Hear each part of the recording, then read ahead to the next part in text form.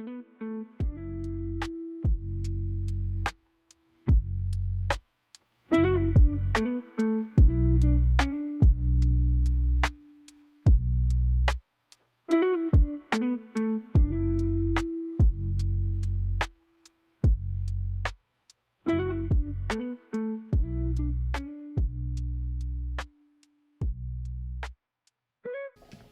right, good morning. My name is Ken Evans. I'm the Managing Director of the Accelerator program here at the Tampa Bay Innovation Center. I'd like to thank you all for coming out today. To get things kicked off, I'd like to introduce Tonya Elmore, who is the CEO and President of the Tampa Bay Innovation Center and has been running this program for nearly 2 decades. She'll do a quick introduction, and then we'll get into the pitches. Good morning, good morning. Thank each of you for being here today. We are very excited to host you. If you haven't been here before, we haven't quite hit a year in our new facility. That took us 10 years in the workings, but we're very proud of it. And we have an entire floor upstairs for early stage tech companies. So if you need a home, please contact Ken, Cassidy, Haley, or myself, and we'd be glad to show you around. But yes, as Ken said, it's been a 2-decade journey. And I was in this community long before it was cool or sexy to work with entrepreneurs. And as a matter of fact, the word entrepreneur was not a pretty word for some reason. I don't know why. Maybe because most people can't spell it correctly. But I'm very proud to have you here today. So just to the agenda, this is kind of a quick welcome. Then Ken will be coming back up, doing a lot of the startup presentations, and welcome all you startups and all the companies that have been working with us for the last 10 to 12 weeks in Ken. Without you, we wouldn't have a program, and we're very excited as you continue your journey, and we want to see you succeed. So Ken already introduced me. What's next? The other reason, other than the startups and the building and the partnerships that we have in place with the county, the city, ARK Invest, and many of our community sponsors, we have corporate champions, and we were fortunate enough to have Duke Energy and ARK Invest interact with our startups and be part of the vetting process and part of the process in working with the companies. So I want to personally thank those representatives who may be with us here today for being part of that journey as well. And then our sponsors, I've mentioned many of them as well. This building was funded by an $11.3 million grant by the federal government. The city donated the land, and the county put in $4 million, and Tampa Bay Innovation Center, through our strategic naming partners, put in $2 million. So it was truly a public-private partnership that came together to create the future of innovation and technology for our region. And so now we finally have a home. Over 20 years, I think we were in like 5 different locations. So we don't plan on moving again anytime soon. So now it's my pleasure to introduce Ken Evans. And Ken, you can talk about the programs. I am excited to see our next phase. We're putting in a generative AI lab. So it's a beautiful technology, and we'd love to be able to showcase that when we do our ribbon cutting. It's really the future. You can go in and design a product just by speaking to the AI, and then create it, and then 3D print it later. So it's really cutting edge. We're working a little bit with View Studio Technologies and Accenture to make that happen here. So it'll be cutting edge as we move forward into the AI realm. So Ken? I've had the privilege of running the Accelerator program for about 5 years now. This is our 9th cohort in the program, so we're on a pace of doing about 2 a year. And over the past 3 months, it's been my pleasure to work with the 8 startups. Out of the 100-some applications we had, we narrowed that down to approximately 10, and we ended up with 8 startups going through the program. It was through two hurricanes, not exactly a 12-week program like we had planned. We did have to take a couple of weeks off, but during that program, these companies moved from the idea phase to building something tangible and really building a strategy, doing the customer discovery, understanding what it means to find product market fit, and for the most part, get out of their comfort zone, which is one of the biggest steps that people take when they find out what it actually means to start a startup, run a startup, build a startup, and ultimately attract customers. So I've been very, very happy to be, and privileged to be working with these founders. I appreciate the audience coming out today. We always have great support from the community coming out to meet and celebrate these founders and talk about what it is that they are doing in the community, find out a little bit about what's being built right here in the Tampa Bay, St. Pete area, so that we can continue this flywheel effect of building interesting, innovative companies here. With that, I could not do this program without the help of a number of subject matter experts and guest speakers that come into the program, sometimes every single program, like Joy has been here, but others as well, to come in and lend their expertise and to talk and work with the startups, not just during the workshops, but to help and mentor and take meetings with them after to really help them understand what it means to build a product. It's important that we have mentors in the community that have, it's not their first rodeo. They've been out there, they've built products. The old Mike Tyson line is, you getting punched in the face is the market reality. Probably a little bit too soon for that. But it's important for, to bring people like this into the program. They can talk about the products they've built. They can talk about the teams that they've built. In some cases, they can talk about the money that they've raised and what it means to actually go through that process. So I'd like to thank all the guest speakers, some of which are here. Most of these, with the exception of one, are all local to our area. Today, we're going to have a series of pitches from the companies that have participated in the program. It's not going to be like most pitch contests or most pitch programs that you see. The individual founders are going to come up here and only present for about 90 seconds, maybe 2 minutes, just enough to get the panel juiced with some questions to ask them, because it's really important to get that back and forth conversation. So with that, I'd like the panelists to introduce themselves. So we have, on the order of who's at the table, Joy Randalls from the Prowess Group, Zach Brodsky from Florida Funders, and Ed Lafferty from Saturn Partners. So Joy, could you just introduce yourself to the crowd? I'm Joy Randalls. I'm a serial entrepreneur. I've built and exited 10 companies, and I have my own fund, and I'm an LP in 3 other funds at this point in time. My name is Zach Brodsky. I am a senior associate at Florida Funders. We are a venture capital firm in Tampa, Florida. We invest in B2B software companies, seed to Series A. I've been there for about 3 years now, working through some deals. I'm excited to see some more pitches. Morning, everybody. I'm Ed Lafferty. I'm with Saturn Partners. We're an early stage VC firm. We're out of Boston. We've moved down to St. Pete about 4 years ago. I'm not a serial entrepreneur. I'm a serial angel investor. We look at deals constantly, typically investing in early stage, following them until about the B round. And then we typically will invest a large sum of money by raising some kind of private fund around it. That's been our model for years. Right now, we're chasing 2 companies right now that have been we've been with for 10 years or so, and trying to get those guys across the finish line. Thank you very much, folks. I appreciate you being here and your support of the program. With that, these are the founders you'll be hearing from. The 8 different companies will be coming up one after another. Again, pitching for about 90 to 120 seconds. Keep it brief, keep it down to 2 slides, just enough to get the conversation started. And that will be followed by 5 to 6 minutes of panel discussion and questions to make them sweat a little bit. With that, I'd like to bring up our first company. Mitch from BluOcean Innovations is going to talk about digital maintenance and a co-pilot for manufacturing. All right, good morning. All right, so food and beverage manufacturers, they live and die by their production equipment running as efficiently as possible. When these production lines go down, it can be costly, to the tune of $30,000 to $50,000 per hour.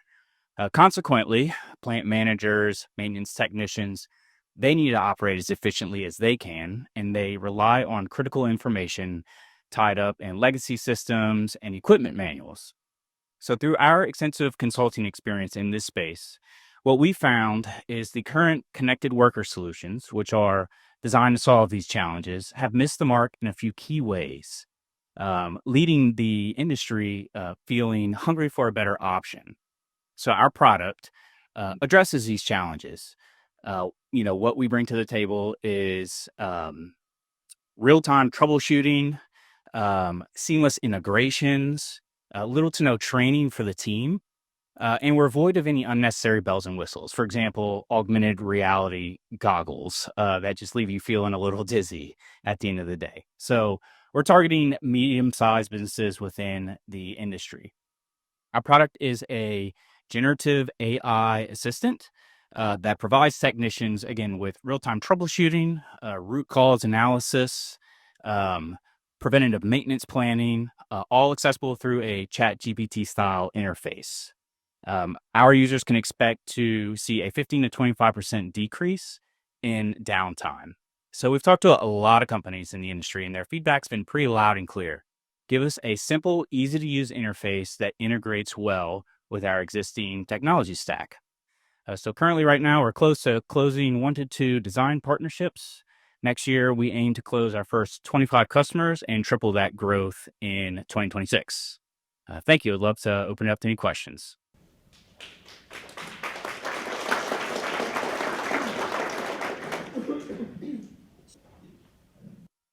Are you working with any potential customers in designing your product? Sorry. Are you working with any potential customers in designing your product? Yes, we are. And so, I mentioned we're close to formally closing 1 to 2 design partnerships. And once we got our prototype up and running, we started to surface it to the industry. And there's a couple who are real serious, and we're close to securing that partnership, which that design partnership is paramount to us in a variety of different ways, helping us fine tune our product, develop a stronger understanding of things around pricing and things of that nature. Yeah, thank you for the presentation. When it comes to AI platforms, a lot of times I like to get a better understanding of what you are building versus what you're buying. Would you mind just going into how you're thinking about that? Yeah, sure. So my fellow co-founder, he's more of the technical guy, but essentially what our product is we're building a RAG infrastructure where we're ingesting these equipment manuals, which historically have been locked up in a manager's office or in another different language. And we're storing that information so that it can then be accessible. And we're also utilizing the existing LLM models out there to supplement the information that our end users will be able to get. So they'll be able to access, the power of LLMs plus their own specific information that's been ingested. And so, to answer the question of, the cost, of course, will incur cost tied to usage, especially with the LLMs, but our fee structure will account for that. Thank you. Sure. So just to clarify, so that means you're making the front end, but you're using existing LLMs that are out there combined with the legacy manuals. That's correct. Yes. Okay. So the 15 to 25% is projected. Yes. Okay. How does the system, what protocol does it use to communicate, and how is it secured? So in other words, I have a pretty in-depth cybersecurity background. And one of the challenges with this particular type of technology is the ability to access it remotely and make kind of changes on the fly. So if we have to think about some nation state things, some other things around that space. Yeah, sure. Just to make sure I'm following. So you're talking about, data ownership and security. Not just data ownership. I can understand the ownership, but it's really how is the data stored? Yes. In what state is it encrypted? And so how is it transmitted? Because you're pulling data from you're using other LLMs. There's protocols that exist across each of those. I may be asking the wrong founder the question. Potentially, but I'll take a swing at it. So, of course, we're going to offer our customers, they can store this, within their own database. And a big part of our getting ready to have a sellable product is to very extensively take a look at the security elements of it, data transmission, things of that nature. But Joy, I know my technical founder would be happy to dive in further with that. I've seen a number of businesses have to get into this a mistake of they try to boil the ocean, right? Sure. And that's the thing that your name kind of resonates to me when I heard it. And you didn't pick an industry or you didn't pick a segment. Do you have a specific segment, market, industry, customer that you're focusing on and that you want to go to, or are you trying to be generalist? Because the only specific you gave is you're going after middle-sized companies. So can you be more specific on what your target market is? Yeah, sure. So we're starting off with food and beverage manufacturers of mid-size. And so, one reason for that is we have a lot of experience consulting for that particular sector within manufacturing. From a size perspective, what we found is, existing processes and systems are starting to break at that mid-size point, and they're really starting to feel the pain of lost money from downtime that they don't have a good handle on. And so that's why we targeted specifically food and beverage at the mid-size level. Is there any reason you picked that food and beverage? Yeah, well, I mean, a big part is my co-founder and I have a lot of experience consulting in that industry. And so while there are applicable processes and systems across the different manufacturing sectors, we have a pretty intimate understanding there. Makes sense. Yeah. Thanks. All right. Thank you very much, Mitch. Thank y'all very much. Thank you.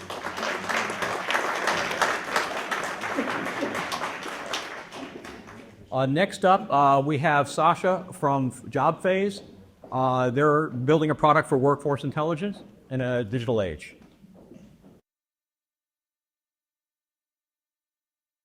Did you know reviewing resumes can take as much as 70% of effort in the recruiting process? Even with the plethora of hiring tools and processes, large enterprises still struggle to fill open positions with the right candidates. So where does that leave small businesses? They still need talent, don't have enterprise-sized resources, but their businesses are greatly impacted when a role goes unfilled. Small businesses cannot compete with the big guys to attract talent based on reputation and salary. So why should they fish in the same ponds? Skills-based hiring and blind resume screening have been around since the 1970s.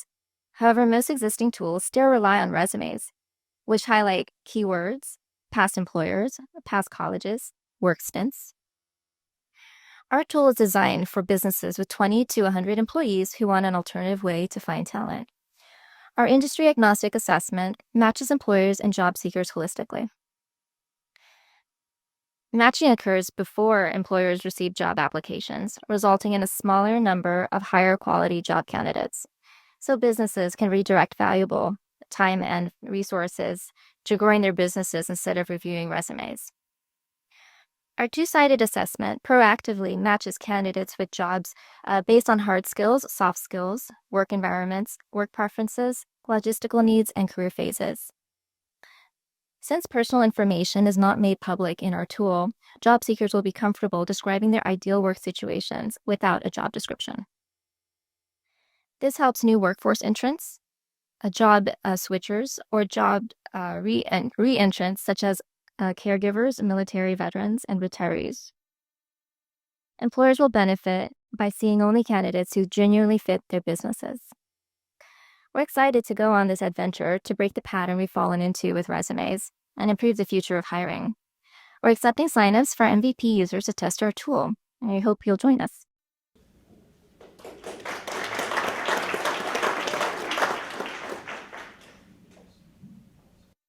Thank you for the presentation. This isn't necessarily a marketplace, but it can be something similar to it where you have two sides that you're targeting. When it comes to your marketing, how do you get the job seekers attracted to this platform? And then how do you also get the businesses at the same time to feel that there's a lot of talent that is on the platform that they can fully utilize it? Yeah, our assessment actually could be hybrid. So it could be a standalone tool for employers to send their applicants through our tool first before allowing them to complete the application. We can also set up a marketplace as well. We're actually, in order to test our MVP, we have to create a marketplace. We actually have 300 users in our tool just because of exposure, networking. We've been to career fairs, and there's actually a great need on the job seeker side. And what we learned from the employer side is they are inundated with a lot of resumes just because of the increased use of technology on both sides. So we're hoping to get more human into human capital by encouraging more manually inputted needs to meet each other's expectations. Yeah, one of the things I was wondering as you were talking about what your business does is how do you scale? Because it seems like most companies that do this, like Indeed, they kind of scan your resume and they take the salient words out of there and they create a database and they're searchable. How is yours different than that? And how do you scale what you're doing? I think So scaling, because it is a tool, it's a product, so it's not a service. So people are free to join, and employers are free to come on. So there's no stopping. I think there's no I'll handhold. use all words. I mean, if I'm applying, I'm answering your assessment profile with whatever words I come up with, right? How do you translate whatever I'm saying to fit into whatever machine learning tool you're using? Oh, so it's actually standardized. So there's no, it's not a whole lot of open fields that you're able to put in. You haven't seen me write yet. So it's actually we have kind of a constraint setup where Okay, so it's gonna be a drop down, Oh. down boxes. oh yeah, you're moving things in the right order. There's no freehand. No. Okay. No. Just wonder. Yeah, so that would be the scalable part. And then for additional payment or whatever, if the employer does want to customize their own, also, another set of criteria, that could be something we could build, but we'll wait for the demand for that.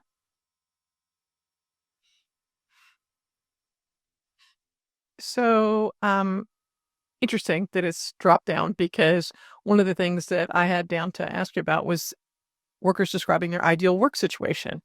I'm not sure how that fits into a drop down box. Help me understand that. Sure. So their work situation. So there were those 6 criteria, right? So there was work, hard skills, soft skills, work preferences, work environment, logistics, and then career phase. So each of those 6 criteria, we actually have questions underneath each of those. And so the employee actually gets to decide in what order, what the responses we're giving. We give them situations, we give them responses, and they rank them in the order that best describes them. On the employer side, they have to answer the same questions or same situations, but they also get to choose if this is the only thing they're accepting. These are, in the order they're willing to accept. And so based on the collective responses from both sides, a match score is offered. So then the employer can decide, okay, based on this number, I'm going to take a look at this person's complete profile. I would offer a suggestion. I think that that's good from a top-down perspective as far as disqualifying candidates for roles, but I think that it would benefit you, thinking from the employer side, to have some sort of free text space for part of that description, because that will tend to play into the corporate culture. Yes. And one of the biggest problems that everyone has today is finding people who will fit the corporate culture.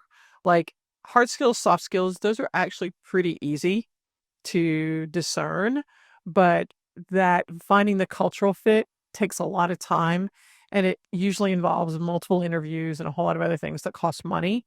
It's also the number one reason employees are dismissed. So I think I would look at that. And lastly, my question would be, how's it priced? So help me understand how it's priced. Yeah, because we're so early, we don't know. We're still discovering that, but through our MVP, we'll figure out what everybody's tools are being used, or how much they're all paying. However, we do see that to encourage the annual subscription should be required, and then pay per job profile. So because it takes time, or that's our value. So they pay for that, and then also for each person you decide to invite to apply, they have to pay for each invitation. Mm-hmm. This is a crowded space. I'm curious, say I'm a business owner, why am I picking this platform over some of the other ones that are currently out there? Because resumes are still the only way most people get hired, or that's how they scramble. So a lot of the benefit from this is really so that you can narrow down from 1,000 resumes instead of going to Indeed or ZipRecruiter, where you can post a job and get 300 resumes in one day. This, you can say, if you're trying to hire someone for next week, this might be a better approach. And do you have any plans to make it a full end-to-end solution where I'm taking it from resume all the way through the hiring process, interviewing, and all of those other things that come along? Yeah, so and coming at this, very differently. So changing the whole resume approach. So with this new approach, we're going to see and test and make sure this is something that's going to work. And then based on additional, market research, we'll figure out if there's a need through our tool to do that. You said you're targeting small business, right? So can you tell me how you describe that? Like, where does that start and end? Yes, small businesses with 20 to 100 employees. Yeah. So they're, just enough regular hiring to make this worthwhile. Yes.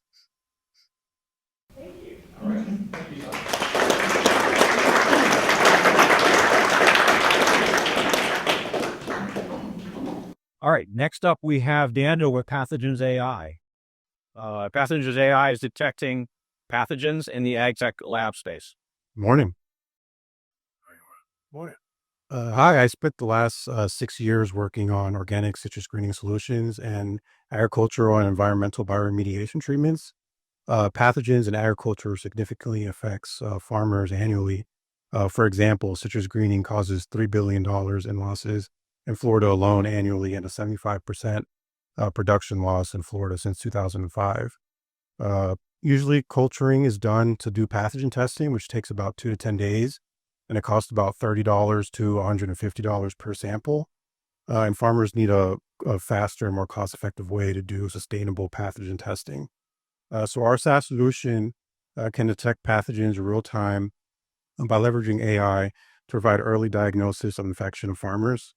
Agricultural labs can provide farmers with timely information to mitigate disease spread. And since the agricultural labs already have the necessary equipment, more tests can be done, and a database can be created with extra data, along with the pathogen trends and analytics and metrics.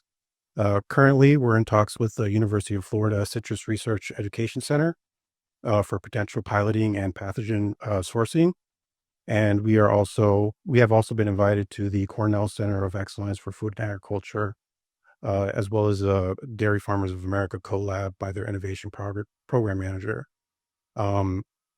Additionally, we have a tobacco mosaic virus class we've trained on, and we're currently training a citrus greening class.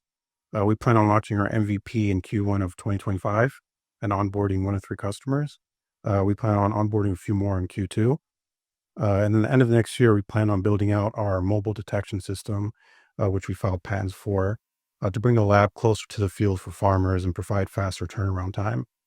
And our end goal is to provide a portable mobile detection system for farmers for rapid detection in the field. Thank you.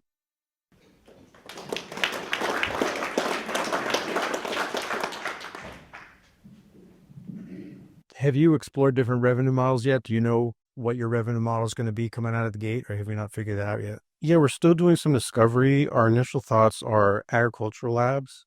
Although our SaaS platform is not necessarily industry specific, it can be, the medical field or other sectors. But we're initially targeting agriculture because there's less regulatory hurdles that we have to go through. So you're going to follow this regular SaaS model. So, yeah. Do you have hardware involved in the solution? So our initial solution is going to be strictly software. When we develop the mobile detection system, that'll be the hardware component, so that we can bring it to the field. So I think something that could be helpful for me, I just don't know this space too well, is maybe a quick example, a use case of how a farmer might use both the software and the hardware. Yeah, so the hardware and software, they work together. So let's say you're a cannabis grower and there's a fungus affecting your crops. You take a handheld kind of laptop-sized portable device. It's a cartridge-based system. So you kind of do a rapid test. You put a sample into the solution. You put it into the device, and that's where the AI is and screen, and it gives you a reading. You can get a reading of what your disease is, and then you can easily dispose of the biohazard, for example, and kind of repeat testing for as much tests you want to do. And how are farmers currently doing that? What's the problem that you're solving? Yeah, so all farmers usually do is they take a sample of a leaf or a plant, and they send it to a lab, which obviously takes shipping, takes a few days, and then the lab has to culture it on an agar plate, and that takes about 2 to 10 days. So they won't get a result. Probably the fastest they can is usually 48 hours, probably a lot longer. So we're trying to cut down that to real time, ideally, so they can get quick and accurate diagnosis of the infection. So I remember when we were going through the cohort and you guys were talking about this, those cartridges, a question I didn't ask back then, and the hardware. So are you selling those as well, the ones that your system will use? So there's a consumable Yes. physical component, as well as, the initial hardware device plus the software, which would be licensed as a SaaS model, right? Yeah, so it'd be like a printer ink model. Okay. Yeah, that's a good thing. Um, and I know you don't know exactly on the pricing yet, but the pricing discussed for the traditional methodology of testing was $30 to $150. So I'm assuming that your intent is to make this more cost effective Yes. for them. And then volume would dictate the rest of that, correct? Correct. So as I mentioned earlier, it's $30 to $150, but it could be a lot more than that per sample. We're still figuring out the exact pricing model, but we're initially thinking about $200 to $300 annual subscription, or sorry, monthly subscription, and then tiered on the number of samples to analyze. And that way, farmers can do a multitude of tests instead of just sending one or two on occasion for, $50 to $150. The other option you might think about is leasing that equipment too. Yeah. Because that makes it more palatable for them. So it becomes an OpEx for them and could actually make you a lot more money long term at the end of the day. Yeah, and an additional revenue stream as more data is collected is also the database aspect and the pathogen trends. That would be, very valuable information for a lot of, governments and entities as well. That's cool. Thank you. Good job. Thank you. One more quick question. Yeah. Is you also going to be testing for climate and for pests as well, or is this just strictly pathogens? We do want to expand. So we want to get into algae as well, and parasites, and really anything you can see visually at the microscopic level, viruses. If you can see it, we want to try to detect it. Yeah, I'm just thinking of an all-in-one solution rather than Exactly. just, Yeah, we're trying to start small and then kind of work Yep, our way makes up. sense. And can you tell us a little bit about your customers too? I mean, I don't think people here kind of understand the farming market, Yeah, how that works, who the buyers are, who the customer is, and just how that works. right. So the initial customer is going to be agricultural labs or diagnostic labs that do the testing. That's probably going to be the bulk of it initially. And then also there's vet technicians who go out on the field on behalf of farmers, because a lot of farmers don't have that technical expertise to test. So there'll be those batch of people. And additionally, if farmers do want to use the system themselves, they can. So that's the general 3 tiers there of customers. All right, thanks, Daniel.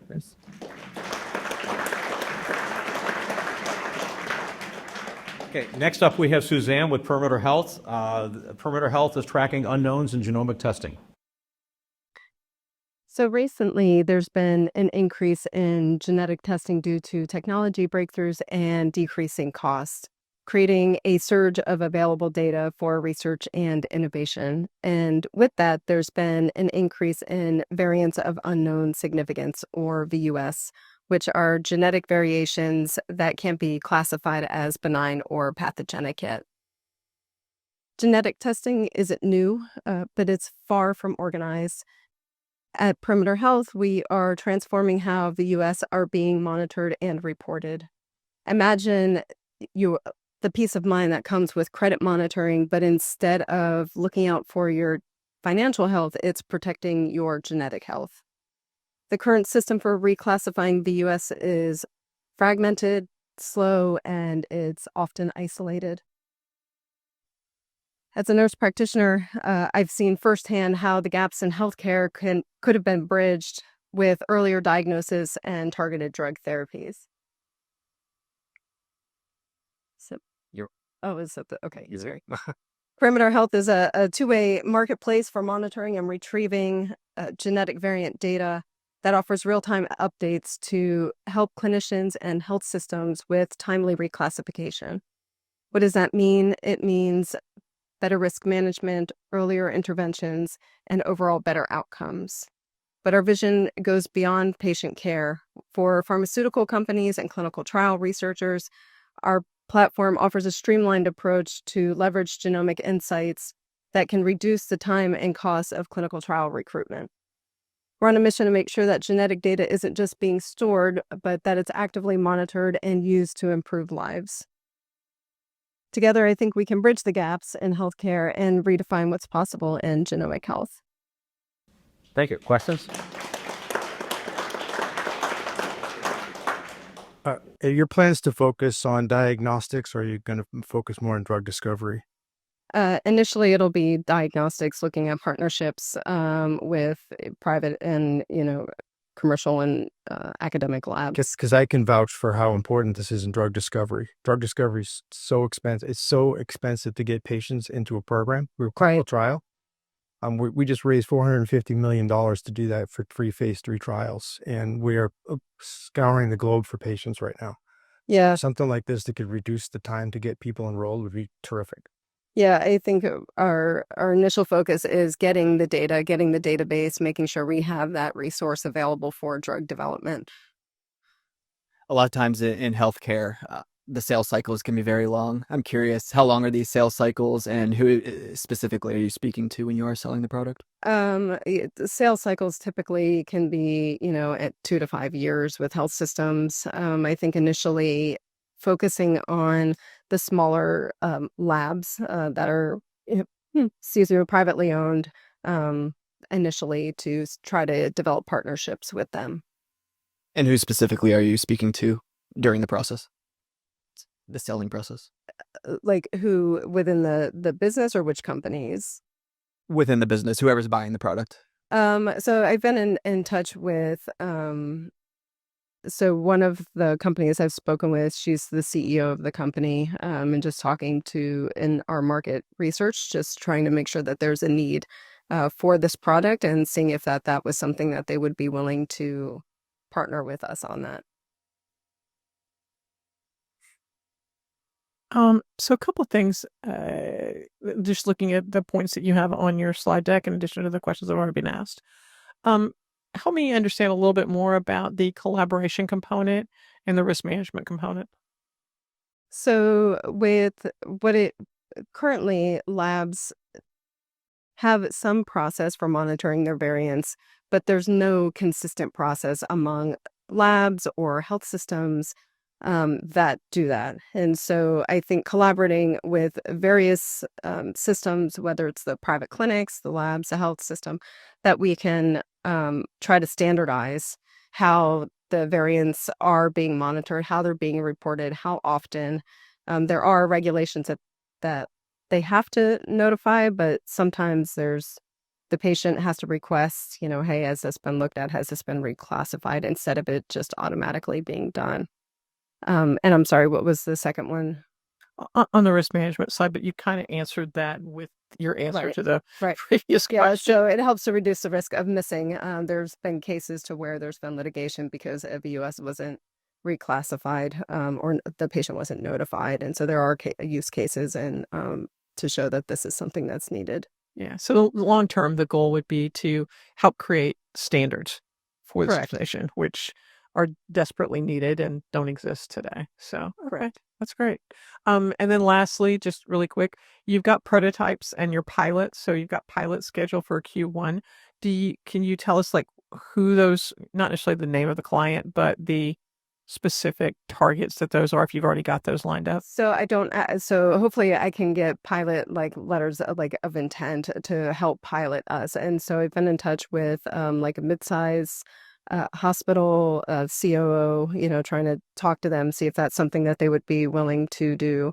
I also have some connections with smaller labs that do genetic testing and genetic counseling, but not necessarily monitoring for VUS, to see if that was something that they would be willing to do as well.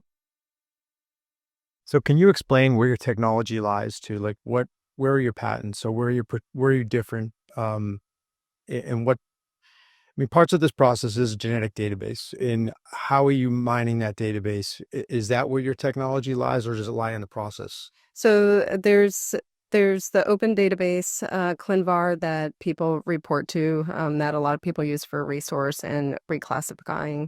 And then we don't have it built, but the idea is to automate that section of it. There are APIs and different ways to access that information. And then using AI as a predictor on how that can match the reclassification. But that's just a tool within our tech there. And then you're also going to have process patents on the way that interacts with your clinicians. Possibly. Yeah, I'm not sure just until we have it built to know if this is something that exists yet or if this is something that we should patent. Got it. Thanks. Thank you. Thank you, Suzanne.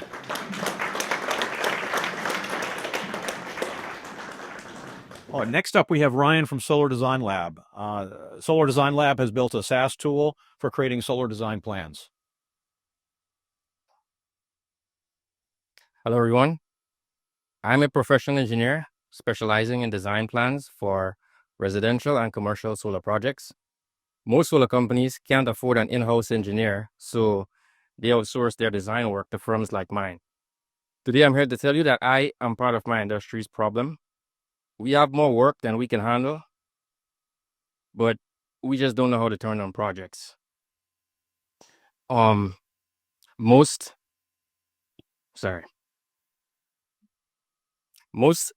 engineers rely on generic tools such as AutoCAD and Excel, but these tools weren't built for solar, so the different project requirements and the varying county regulations make the process slow and prone to error. To solve this, what began as an in-house tool to streamline my own process became a platform that we now license to solar companies. Across the US, there's over 500 solar companies that are too small to justify an in-house engineer, and those are our initial Goldilocks customers. Our software gives their existing in-house team the platform to produce site-specific engineering plans within minutes, which is in fact the same amount of time that it would usually take to prepare the specs to send an outside engineer.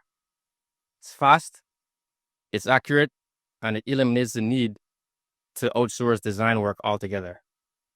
Since launching earlier this year, Solar Design Lab has processed over 2,000 projects and has 10 active users. And at $50 per design, it's affordable for companies of all sizes. And my engineering services company offers to certify the projects at an additional cost that helps support the development of the project. Thank you, and I'd love to answer any questions you guys might have. All right, any questions? Yeah, just looking at this slide, obviously the engineering makes up a large percentage of the potential revenue that you can make within the company. I'm curious how much of that can be automated, and where does AI really come into play with a company like this? So the entire process of producing a PDF is automated. It takes about 10 minutes. Usually the process takes around 45 minutes to an hour, and we have dropped it down to around 10 minutes. So the entire process of the plan creation that's the software part of the tool. The certifications come with the license, and that comes with the insurances and whatnot. So the risk profile between the engineering and the SaaS product is different. What have you learned from your customers so far? So since you've gone to market, you obviously have done this before, so you know what you improved upon. Yes. Have you learned more from your customers, and how have you reacted to that? Absolutely. So the cool thing about it is there's no disconnect between the engineer and the developer. So the same client base that we had for the engineering services, those were our initial Goldilocks clients. So we gave it to them as a soft launch, figured out all the bugs and whatnot, figured out the features that were missing, because we use this on a day-to-day basis internally as well.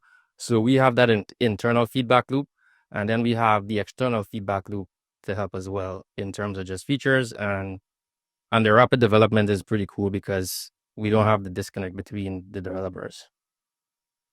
Yeah, so you guys are not relying on Gen AI as predictive AI, which makes it much easier, right, at the end of the day, because that just works if the data put into it is correct, and we've been using that for decades. Is it specific to any equipment manufacturer, or does it work across a variety of different solar equipment manufacturers? So it works across the board, and the way it was developed, we could, if, for example, we onboard a new customer and they do things differently, we could spec the plans to look familiar to their existing plans, and we also match their equipment because there's a bunch of different equipment out there. Most of it is standardized, but the way the product is developed, even if it's not standardized and it's slightly different, we could input the different stuff in there. So if you've done 2,000 projects so far this year, it's pretty good.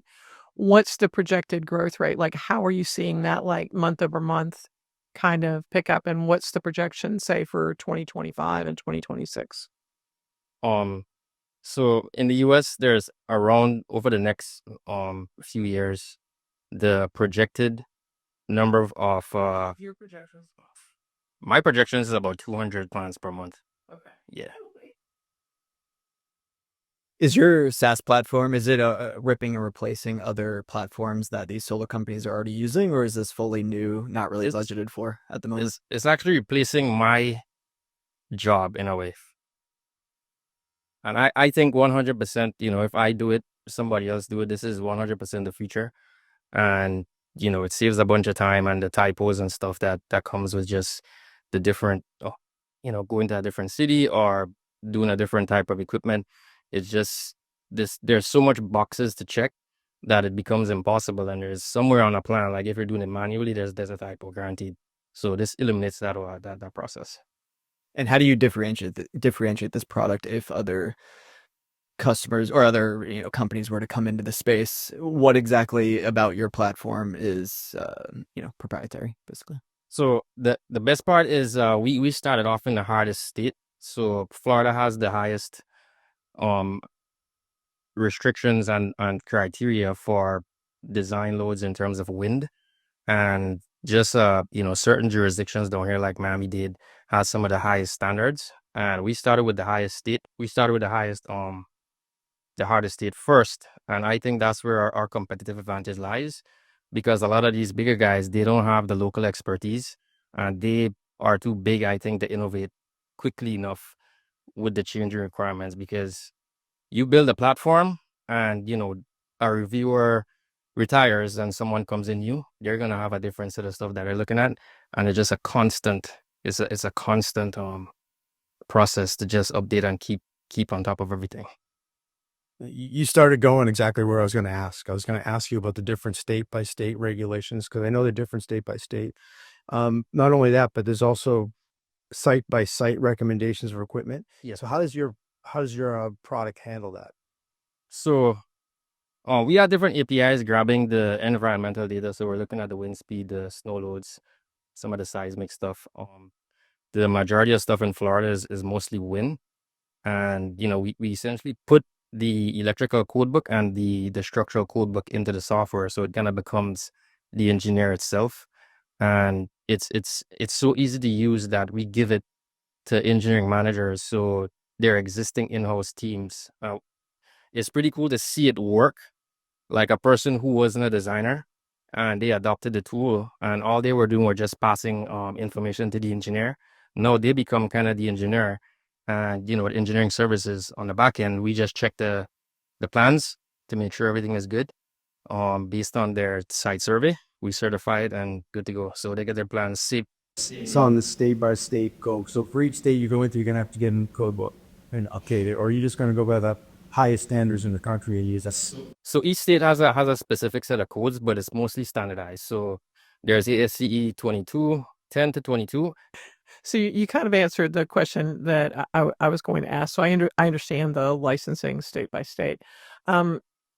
Just to confirm, so the people inputting the data into the system, right, are just responding to a basic site survey document. Are they uploading that? So they're inputting that information, and then are they uploading blueprints if those are available, those kind of things? Like, just to help me understand from the end user perspective. I just want to be clear that I think I know, but I want to be clear. Yeah, so the typical process is someone would go out, they would look at the site, take pictures and whatnot. And the process even before that, they would create a proposal which would have the equipment specs and whatnot. So they would enter the equipment specs, which is already taken care of, enter the site service stuff, which is already taken care of. They would draw the roof, place the panels where they want them, and the software takes care of the rest. And it's, you have plans within minutes that's AHG specific. So sounds great. Thanks. Yes, sir.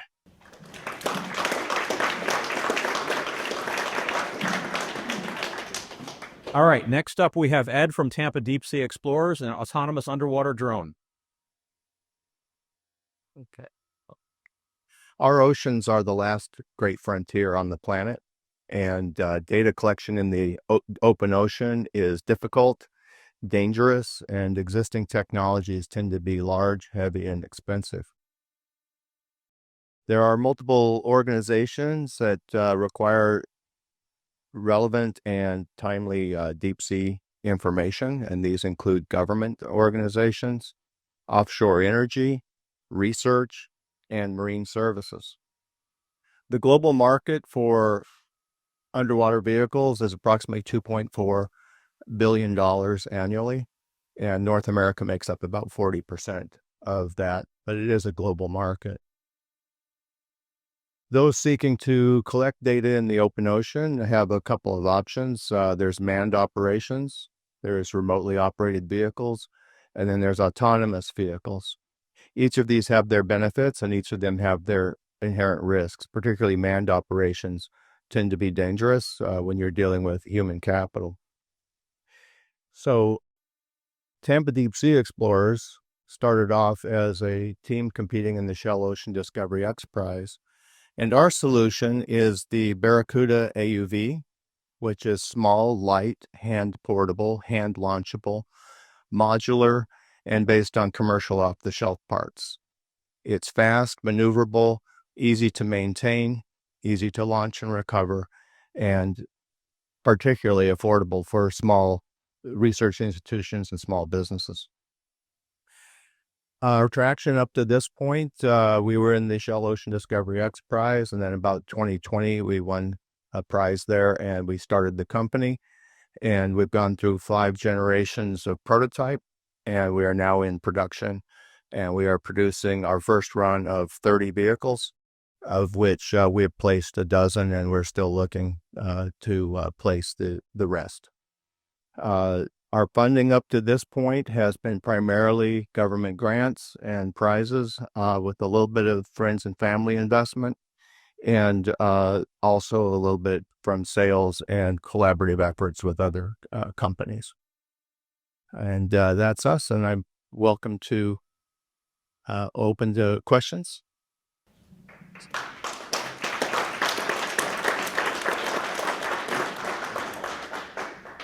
Yeah, I'm just curious a little bit about the financials of the business. How much does one create to cost or create to build? Where are you building it? Where are the materials coming from? And then how much are you selling it for? Yeah, we make it ourselves by hand. Our facility is off of Florida Avenue, close to USF. And our cost on building one is somewhere between $5,000 and $6,000, not including labor. We sell these at $20,000. And in the base model, and then as you add sensors, obviously you add more price to that.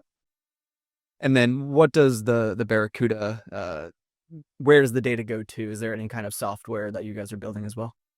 Yeah, actually, we are building our custom user interface. We'll be rolling that out in March, and hopefully be able to demonstrate that at the disaster show in Miami. On board, there is an NVIDIA Jetson Nano, and which is onboard computer, and then there's onboard storage there. So as we collect data, it goes to the onboard storage, and then once we recover the vehicle, then we download it.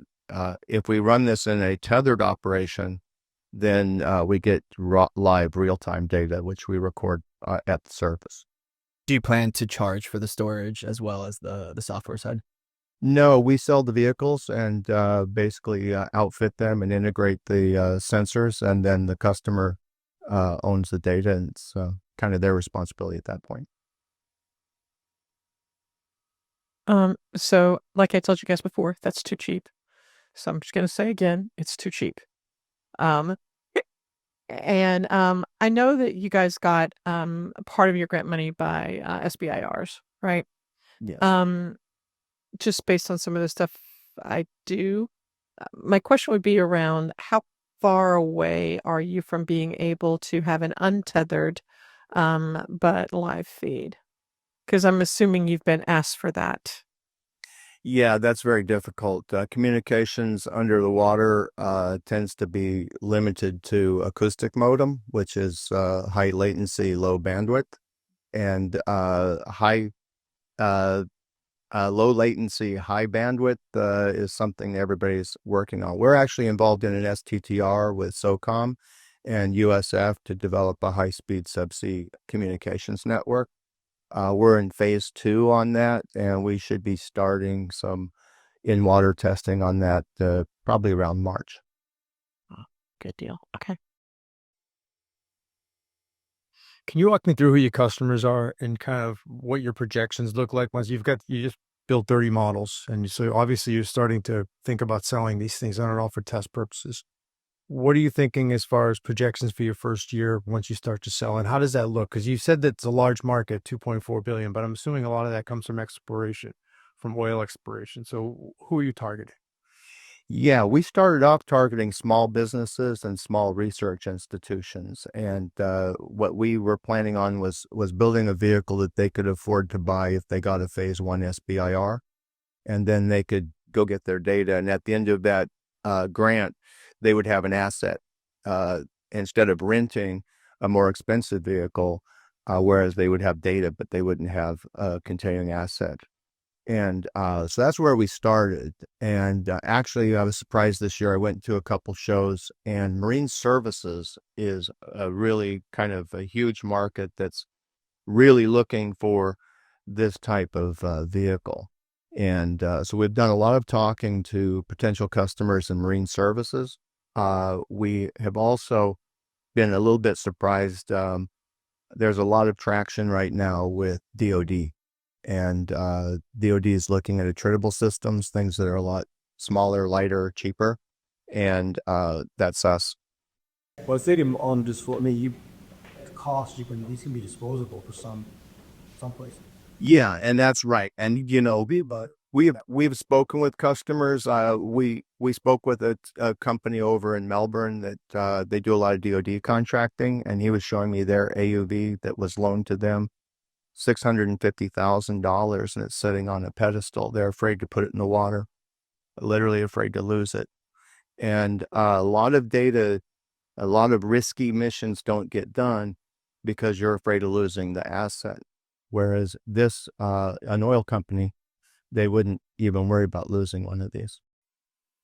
And what is the typical lifetime of one of these vehicles? And then how many vehicles for a typical customer?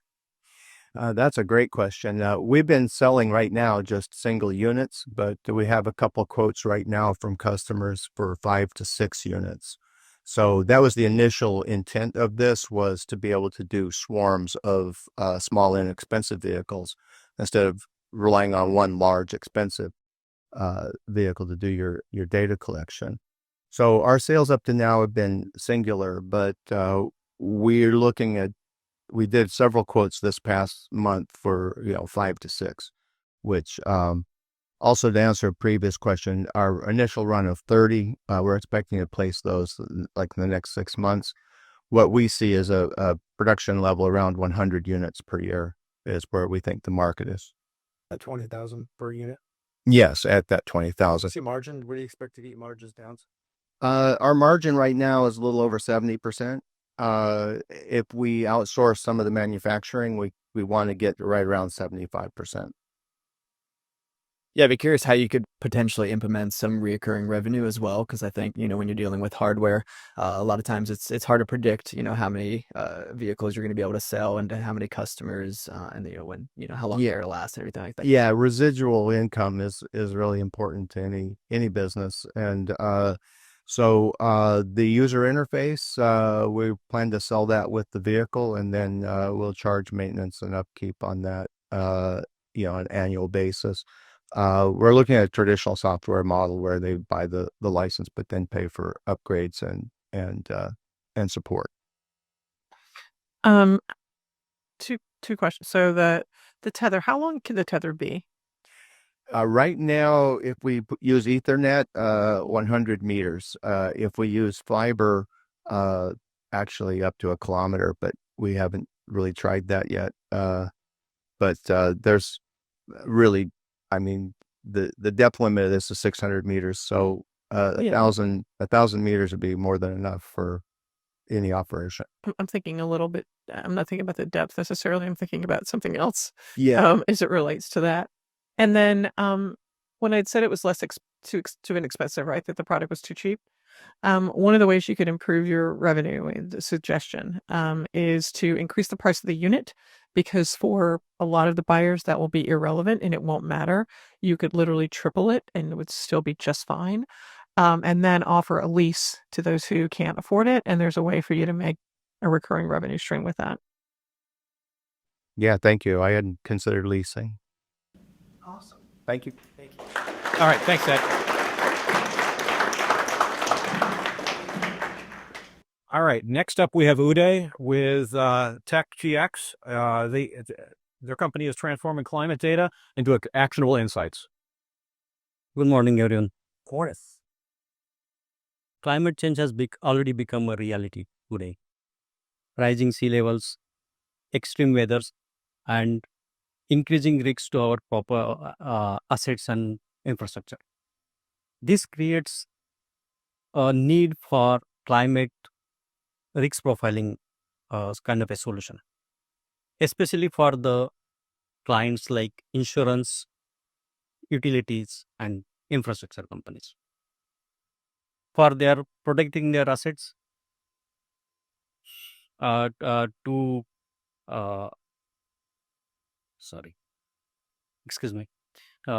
their protecting assets, plan for long-term resilience and meet compliance requirements.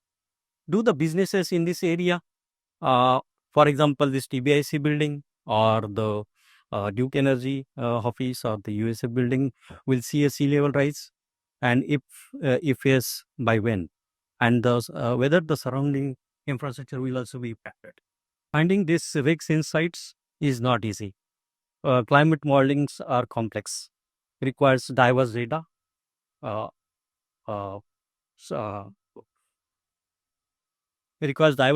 and significant costs.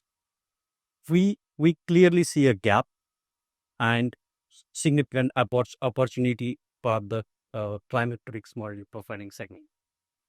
We are building a SaaS-based product by using unique S3 indexing technology that helps us detecting top 4 hazards across the geography and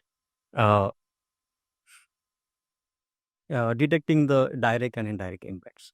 For example, this TBIC building could face a sea level rise impact, a direct inundation impact by 2019. However, this could see indirect impact from the surrounding infrastructure as early as by 2030. Right. So this kind of insights helps our clients to create long-term resiliency plans and protect their assets from this kind of big hazards. We set up.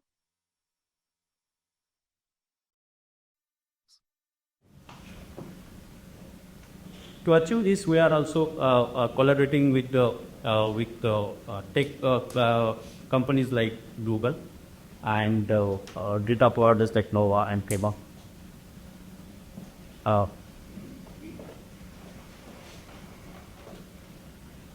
We request you to invest in our company to create a resilient future and protect ourselves. Thank you.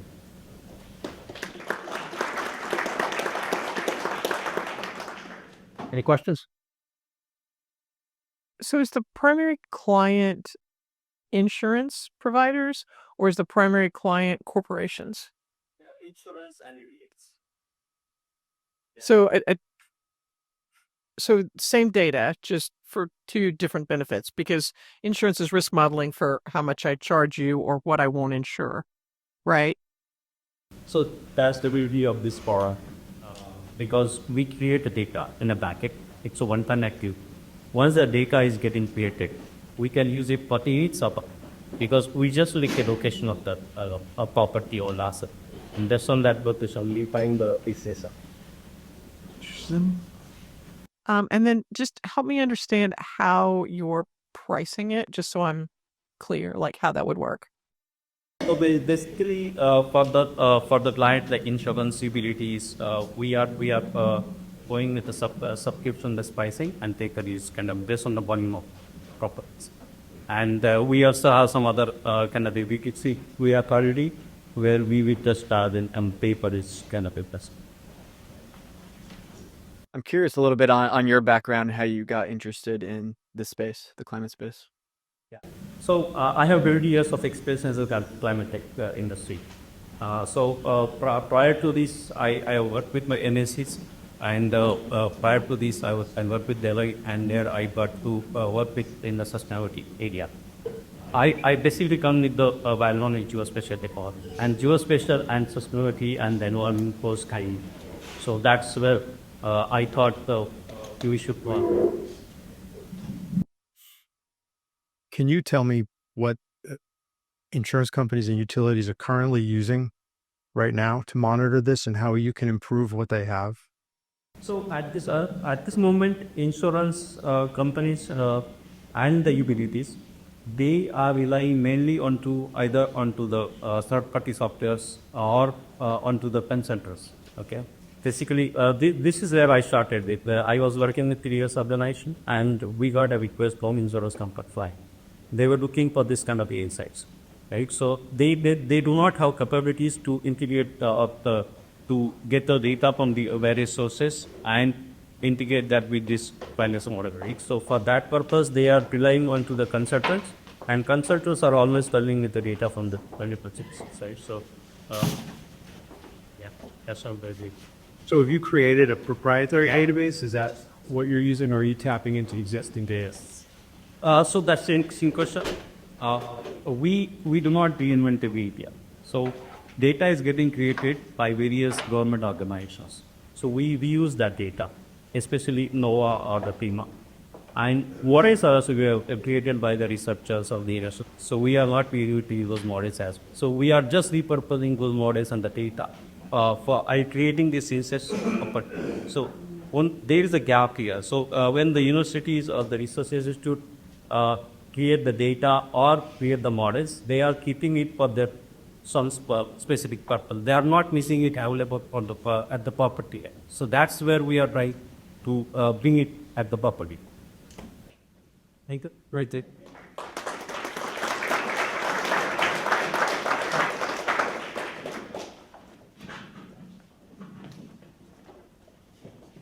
All right. Next up and last up, we have Carlos from Parachat. Okay, so now non-English speakers are the backbone behind America's toughest blue-collar jobs right now. It turns out that Hispanics alone represent 80% of the workforce in agriculture and 66% of the workforce in commercial landscape. But there's a problem with that, and so that most of these workers find out they feel really disconnected because of the language barriers. So language barriers are the silent cause of 1 out of 4 workplace accidents right now. They are responsible also for 60% plus employee turnover rates. They're also responsible for a significant number of operational inefficiencies, messages that don't get through, instructions that are not sent correctly. And also, they're responsible for these workers not fully integrating into their company cultures and thriving in their own roles. So with TerraChat, we're changing that. We are helping 50,000 more or more companies out there that have 50 or more employees in industries like agriculture, commercial landscaping, and also construction. So how are we doing that? So we're building a messaging app solution that breaks the language barriers. So we're doing that by doing 3 things. One, we're introducing the concept of context-based translation. With context-based translation, we're taking translation to the next level, where we use your context, where you use your information. We know exactly who you are, where were you born, and what type of conversations you've had in the past, so we can really improve the quality of translations. We do that with text messages, we do that with audio notes, and we'll be able to help you translate audio notes with your own tone, with your own emotions. Secondly, we are introducing the industry first AI co-pilot. So we call him Mr. Verde. And like any Latin American worker, Mr. Verde digests pretty much everything. So he eats company manuals, he eats employee handbooks, safety guidelines. So we can help workers in their own language better understand their work. And also we can offload HR boring tasks. And finally, the fact that we're being used on a daily basis, we're using this platform as a workflow automation tool. So we're helping employees execute tasks like clocking in the mornings, clock outs in the afternoons, do report PTOs, and participate in referral programs and those kind of workflow activities. In Q1 this year, we started working with one design customer. We ended up Q2 with 4 companies. Now we're working with 6 design customers at this point, where we got 123 users at this point. We're getting a tremendous retention rates on the service with 84 daily active users. And we're on track to closing our first 3 deals at the end of the year. So again, this is not just a communication productivity app. We're on a mission to make safer workplaces, more inclusive workplaces, and especially more efficient workplaces. So if you guys happen to know any companies that are working with non-English speakers, I would love to talk to you. So thank you. Thank you. Thanks, Carlos. Can you tell me how this product is being used by customers right now? I mean, you've seen 123 customers using it right now. What are they primarily using it for? So it depends. So we started with landscaping, and in landscaping, at the beginning of the day, you really have to follow instructions. So instead of just having a translator on these companies where the owner is giving some sort of instructions and someone at the side is giving a translation of that, owners are now able to give personalized instructions and send messages and receive feedback from their employees real time. They do that by text and also by voice notes.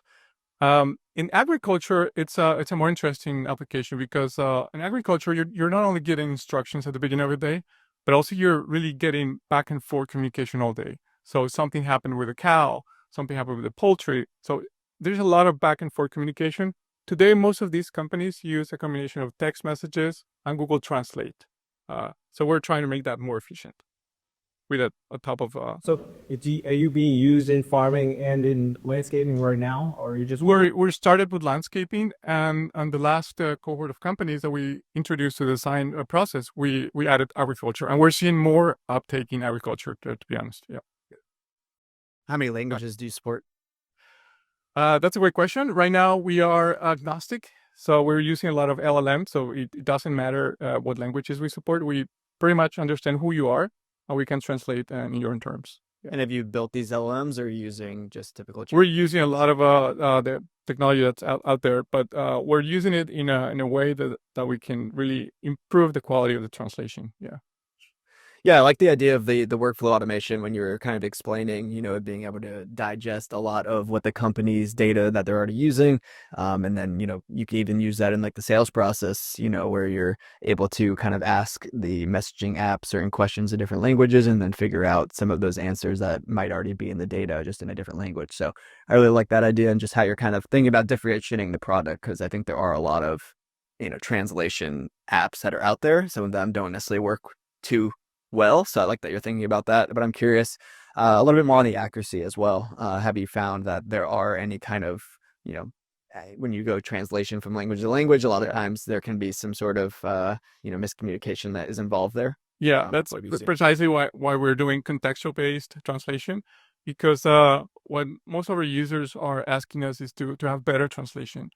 So we go to the point where we understand that you are Pedro from Oaxaca, Mexico.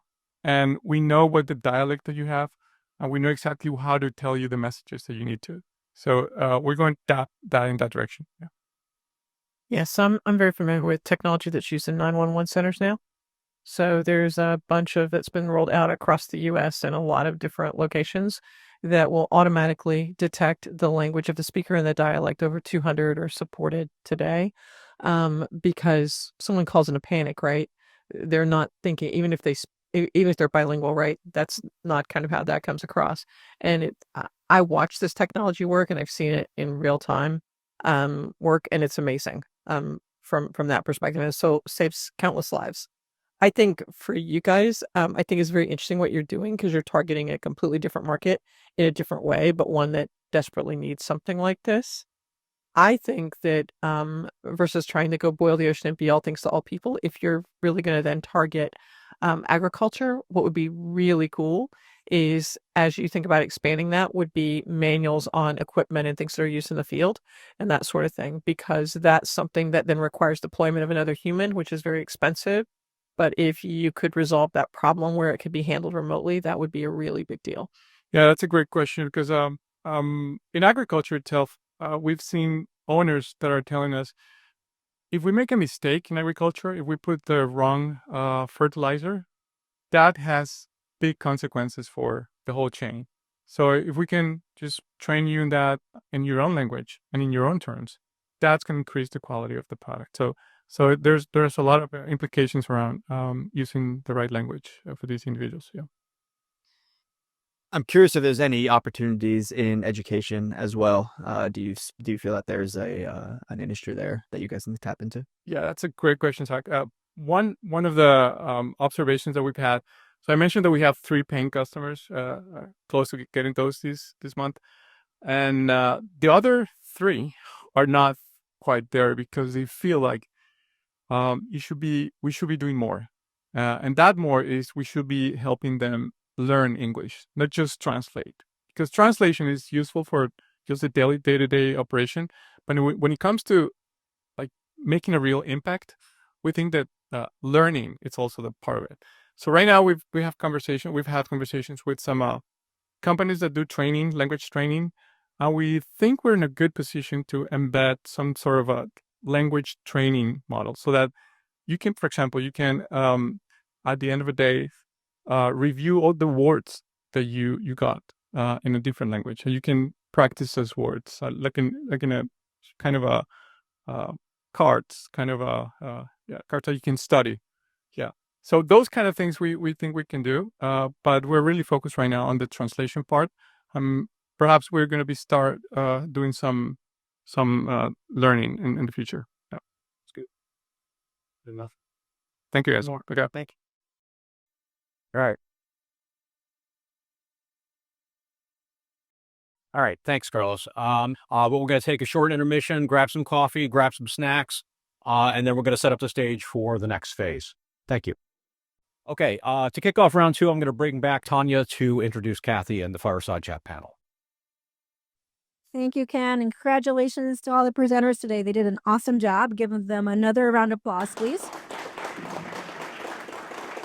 And also to our panelists, if they are still in the room, thank you for your time today and for taking time to give valuable feedback to our participants. So I am actually thrilled to introduce Kathy Wood, the visionary founder, CEO, and CIO of ARK Invest. She has a remarkable career spanning several decades and has dedicated herself to identifying and investing in groundbreaking innovation. In 2014, she founded ARK Invest, focused exclusively on disruptive technologies that have the potential to change the world. In late 2021, ARK Invest proudly announced its relocation to St. Petersburg and securing the naming rights to the ARK Innovation Center. Excuse me.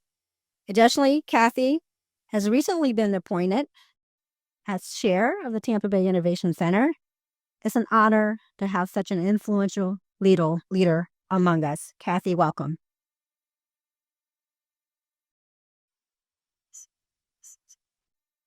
Thank you, everyone, for being here today. We're really happy to see you all and to participate in this exciting day. It's interesting. before I introduce Frank and Joseph, I just want to talk a little bit about something that came across my X feed yesterday, besides the fact that the Delaware court basically turned down the pay package. Ridiculous. But one of the posts was, I love ARC's research. I love what they're doing. I don't understand why they moved to St. Pete. I don't get it. And we are here. We are here for a very important reason. We think that the innovation spirit, the optimism in this town is infectious. And we believe that the Innovation Center, working with Embark Collective and others who are trying to attract talent and companies here, that we're all going to be very successful. And I can tell you, yesterday I was in Tallahassee explaining to the governor, who is very interested in driving venture capital into the state, including Pinellas County. Of course, he's from Pinellas County, so that's good. And this idea of a public-private partnership. Where's Paul Wilson? Is he here? Right here. Oh, there you are. Yeah, Paul was with me and has got a very creative solution. He's been working with the Commerce Department, very creative solution in terms of financing startups and attracting them to from California, especially, to Florida in general. And of course, we're certainly interested in doing that here. I think one of the advantages of this area, and this is how California's VC culture started, is the military presence here, defense, national security, and we have connected with SOCOM and others, trying to understand what they need. Because really, whereas technology used to bubble up from the defense sector, they recognize now, especially after watching what's going on in Ukraine, and I had the privilege of doing that in Poland, watching sort of the technologies they're working with on the base as they're training the individuals there. We're learning as much from the Ukrainians about electronic warfare as they are from us about traditional warfare. So I think this area with defense, space, CENTCOM, SOCOM, Southcom, that's Florida. So I think we've got a great opportunity, and we're excited to be a part of it. And that will answer that question of the person asked me on. So now on to introductions. Frank Downing is our Director of Research for the Next Generation Internet, very focused on artificial intelligence as, the biggest technology platform shift in history and the biggest catalyst to more innovation and accelerating the speed at which innovation takes place. And Joseph Soya, actually a local, and wanted to come back to St. Pete, this area, after being abroad studying and being in the Northeast studying. We're already attracting the best and the brightest back to St. Pete. Many people have left here or did leave here, not understanding that there would be this kind of opportunity. Joseph has been working with Frank for the last 2 years, and has come up a learning curve astonishingly. And the reason I say that is this world is changing so dramatically, so rapidly. Just trying to understand how do we communicate that? How do we study it ourselves? If any of you have seen the chart that we have drawn and updated regularly around large language models and their performance, everyone trying to match OpenAI's large language models and how the other closed models are doing, how open source models are doing, Joseph has been the author of that chart. You can look at it. And it's been used pretty widely, I would say, through the VC community, just as we all try and understand what's going on at the same time. I'm going to let, maybe you'd like to give a little more of your background, Frank, and Joseph as well. Yeah, sure. I mean, and also I'll say that I think ARC is a special place to work in St. Pete, especially, but in general, because they don't hire traditional financial analysts. Most of the people on our team have hands-on experience with technology or subject matter experts in some way, and I think that makes it kind of a special place to work. And I'm probably an example of that because I have an undergraduate business degree, but I was much more interested in computer science as an area of study, and went through kind of a technical career before coming over to ARC. I was a cloud engineer working as a consultant, and I spent most of my time working with companies in the Bay Area, most of the time with Facebook before they became Meta, working with their infrastructure team that was helping to build out and scale their global data center network. 5 years ago, when I was doing that, nobody thought that was interesting. Now infrastructure is so widely talked about, especially with Meta at the frontier of AI performance. They were just kind of making these planning decisions as I was headed out the door, but got to learn from some of the best engineers in the business, and also a company that has built all of their own internal software solutions versus going to take kind of packaged software. And there's a lot of learnings from that too. And I love finding companies today that are, building and democratizing access to the tools that Meta was using that they had built internally. So it's something that I've enjoyed studying and bringing that experience back to ARC. You forgot to mention, and I didn't know this when we hired Frank, he mined Ether as well. So he's quite conversant in the whole crypto asset space, which is part of the next generation internet, of course. But I didn't even know he was mining Ether. So we got an extra option there. So that that's fun. That's been fun. And Joseph? So my name's Joseph. I joined ARC just a little bit over 2 years ago now. I work with Frank on enterprise software and broadly topics in AI and related hardware as well. Prior to joining ARC, I was a postgrad student at Cambridge, where I studied pure mathematics and mathematical statistics. And then prior to my time at Cambridge, I studied applied mathematics and physics at Harvard. Right. And so you'll find that our analyst team has domain expertise. We're not talking about MBAs who have to try and figure out, biochemical engineering or computational biology or engineering, infrastructure. They have domain expertise and are very comfortable. We've modeled the firm a little bit after a company called Sanford C. Bernstein, and I worked with a sister company.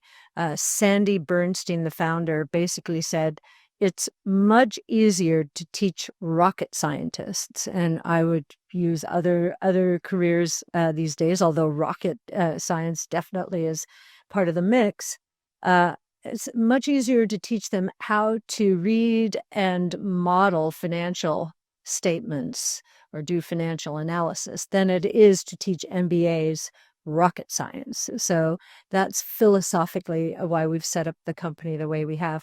Our sole focus is on disruptive innovation, truly disruptive innovation platforms, and we define them by 3 characteristics. One, they follow learning curves. They're technologically enabled. Learning curves are expressed as cost declines. These platforms are highly deflationary. That's why I don't think we're going to have a massive inflation problem out there in the future. In fact, we'll probably see more deflation, the good kind, than not. The second characteristic is these technologies cut across economic sectors. So we're set up differently at ARC. Our responsibilities, our analyst responsibilities are broken out by technology, not by sector, not by industry, not by sub-industry or sub-industry, as traditional financial research is set up.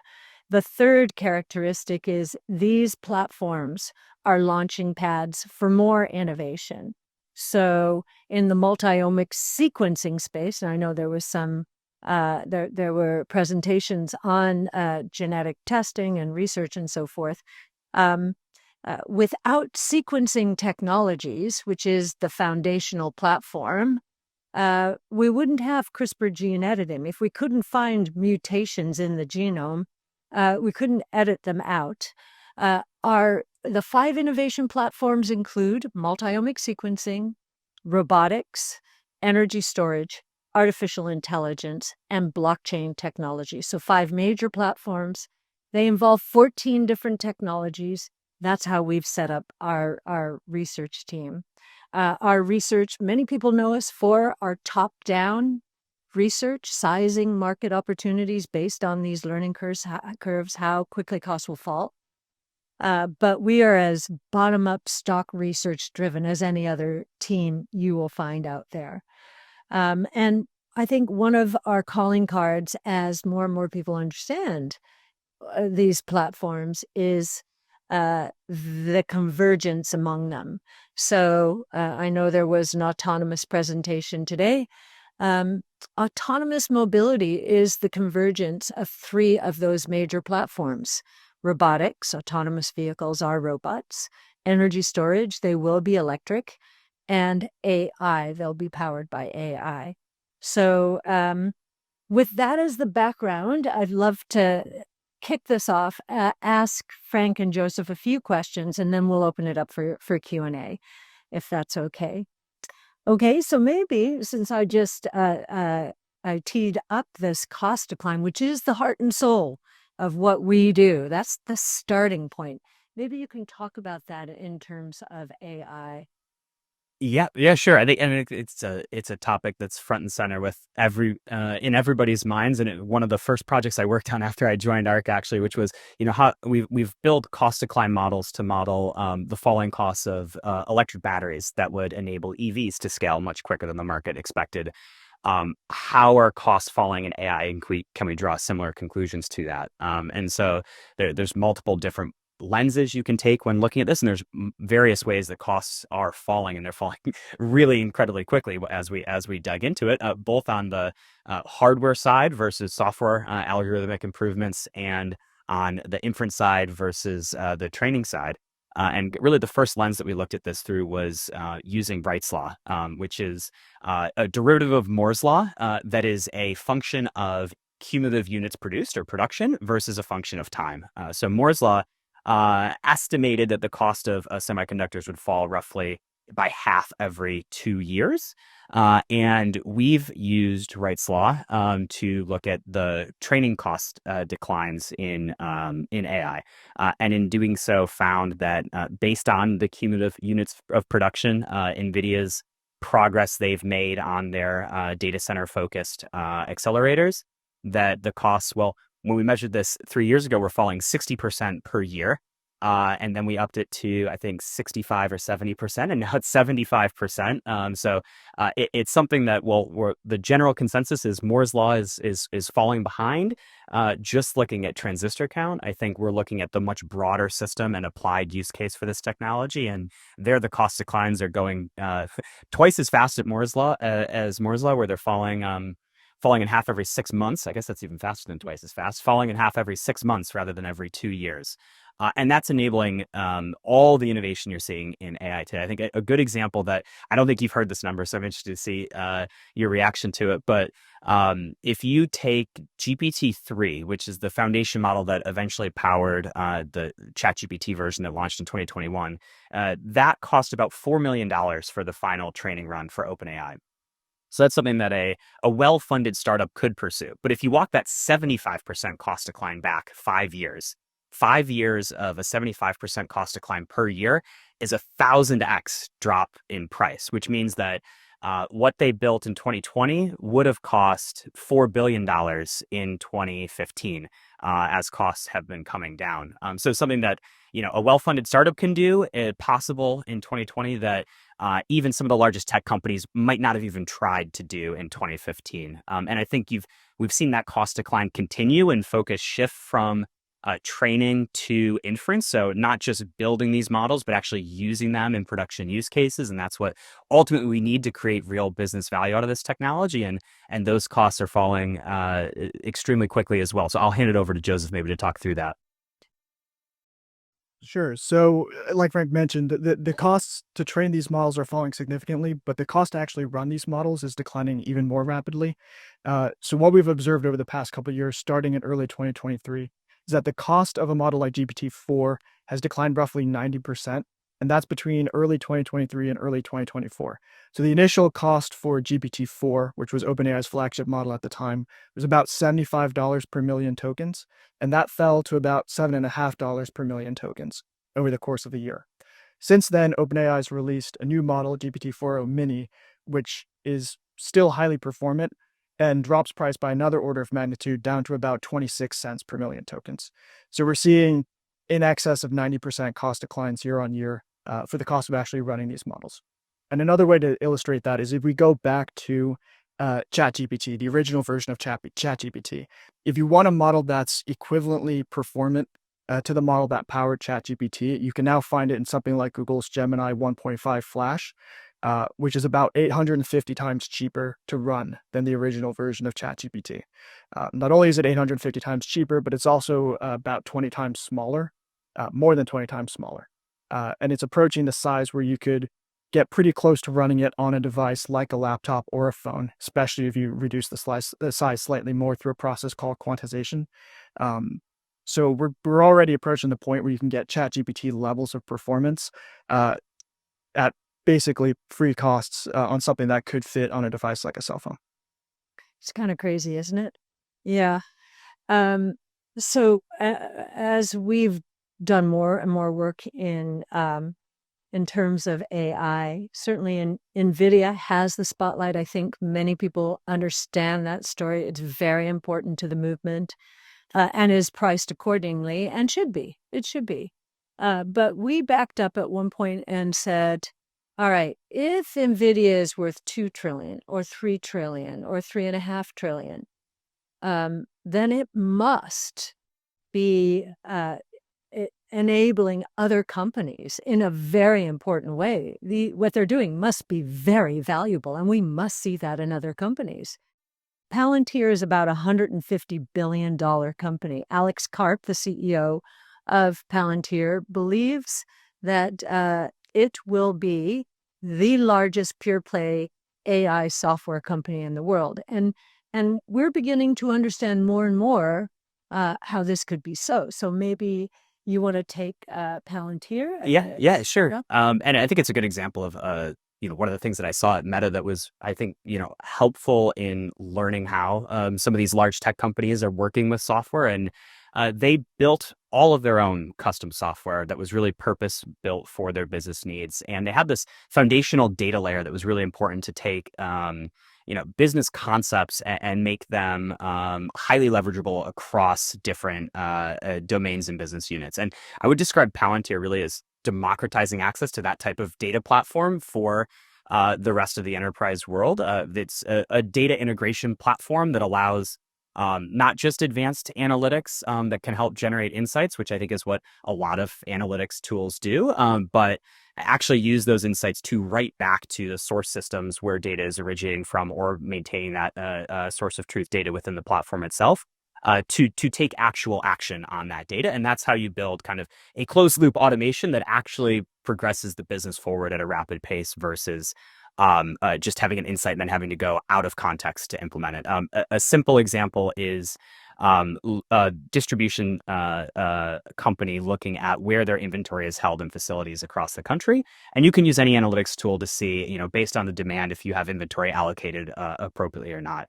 But then commonly you have to go into different tools, different contexts, work with different teams to actually take action on that data. The way Palantir enables writebacks to source systems and custom, workflow development on top of it, you can actually just click a button and say, okay, based on this analytics report, reallocate all the inventory and alert all the teams that need to actually take human action if it can't be fully automated through software.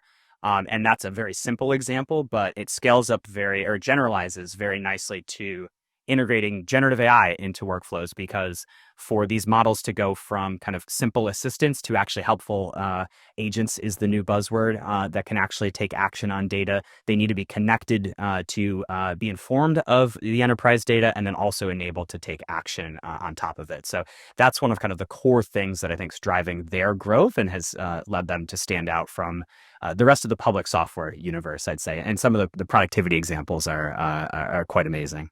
Yeah. Do you have other examples of productivity? I know as we listen to Palantir's earnings calls and talk to them, it's like, even we who have studied this, AI for years, years and years actually, are shocked by some of the examples. Yeah, there's a pretty good local example to us as well. Tampa General's been partnered with Palantir for quite some time now, and they've already seen in one of their care units, I believe it's the post anesthesia care unit, 28% reduction in patient hold time from having worked with Palantir, and a roughly 82% reduction in the amount of time spent managing patient placement. They've also seen a 30% increase in the ratio of nurses to patients based on their ability to build applications that allow them to staff more efficiently. And this makes sense. I think a hospital is kind of a really good example of where Palantir can drive these kind of productivity gains, because you have a lot of different data sources spread out across the organization, whether that's staffing schedules or patient schedules. And being able to synthesize that and actually build it directly into an application that can manage some of these workloads autonomously is driving productivity gains for them. And just to throw out another couple examples in different industries, Palantir worked closely with Anthropic, who's another leading model company alongside OpenAI, to build 78 AI agents for a leading American insurance company. And through that process, they were able to reduce the amount of time spent on an underwriting process from about 2 weeks to 3 hours. And then a particularly good example as well, Palantir's bread and butter has been working with the military for quite some time. They've been developing the Maven Smart system alongside with the U.S. Army, and they've been able to replicate the success of a 2,000-person targeting unit with about 20 people using some of their AI systems as well. So the productivity gains that they're seeing are quite astonishing. They are astonishing. And for those of us who are looking at what's going on in the Middle East and how well the military is targeting, the enemy, and how specific, the target is. I mean, they are now catching people who have been on the run since the Reagan years in the early 80s. I think Maven's a big part of the reason. I really do, having been in that kind of on a base and really listening to them. It is pretty astonishing. Now, Palantir is obviously a software company, and we're focused always on, okay, how is this new world going to disrupt what used to be the disruptors? So how is it going to impact the rest of software or the rest of technology generally? So maybe you want to start. Yeah, I can start. I think there's maybe two interesting dynamics that are happening across, the life cycle of software. One is a collapse in the cost to create software. With the cost of AI falling and the capability growing, these AI systems are increasingly able to enable engineers that I would have been very happy to be using these tools back in my day, but my day as an engineer. But I think there's going to be an explosion in software created by the reduction in cost. So whenever you lower the cost to produce something, like with electric vehicles, you can get an explosion in production because the marginal barrier to entry, or they would talk about the buy versus build decision. It switches in favor of build when the cost to build comes down.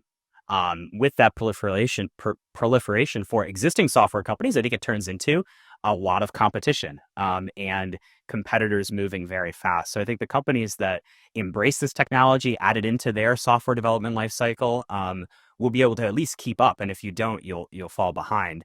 And then in addition to kind of the way software is being created changing, the way software is being used is also being changed. So from one element, there's an increased desire to create custom software. That's what we've seen companies like Klarna do, where they're getting rid of their traditional, I think, Salesforce and Workday instances and swapping for a combination of homegrown and lower cost offerings where they can custom build them to their exact needs. And I think what that's going to lead to is a shift in spend, really, from this traditional package software application down to the platform layer that allows for a sufficient level of customization and data sharing across many different functions that an organization needs. And we're already seeing that with the Klarna example. And then the capabilities that software can actually offer through the use of AI, I think also will almost change the user type of certain types of software or certain functions within a software instance, which is that you're not just focused on enabling a human to do more or have a more structured workflow, but traditional steps of a process that may have been handled by a human can now be handled by an AI agent. And what are the different changes you need to make to your software stack to make your offering not a user interface, but an agent interface? And we're seeing, Anthropic is one company that's launched a protocol that's basically a microservice to serve tools to AI agents as kind of that first step there. And I think more companies will start building to kind of their future user base being both a mix of humans and AI agents. I don't know if there's anything on the agent side you want to add on. Yeah, sure. So I think, I think Frank's absolutely right that this is not just a shift in productivity as AI serving as assistants, but them sort of taking that next step and actually being able to act autonomously. AI agent is not just sort of a reasoning machine, but it's something that can kind of take that next step and start planning complex tasks, and then not just planning those complex tasks, but then interacting with tools to actually execute on the plan that it's created. And I think that this is going to drive a shift in spend, or it's going to accelerate an ongoing shift in spend from labor to software.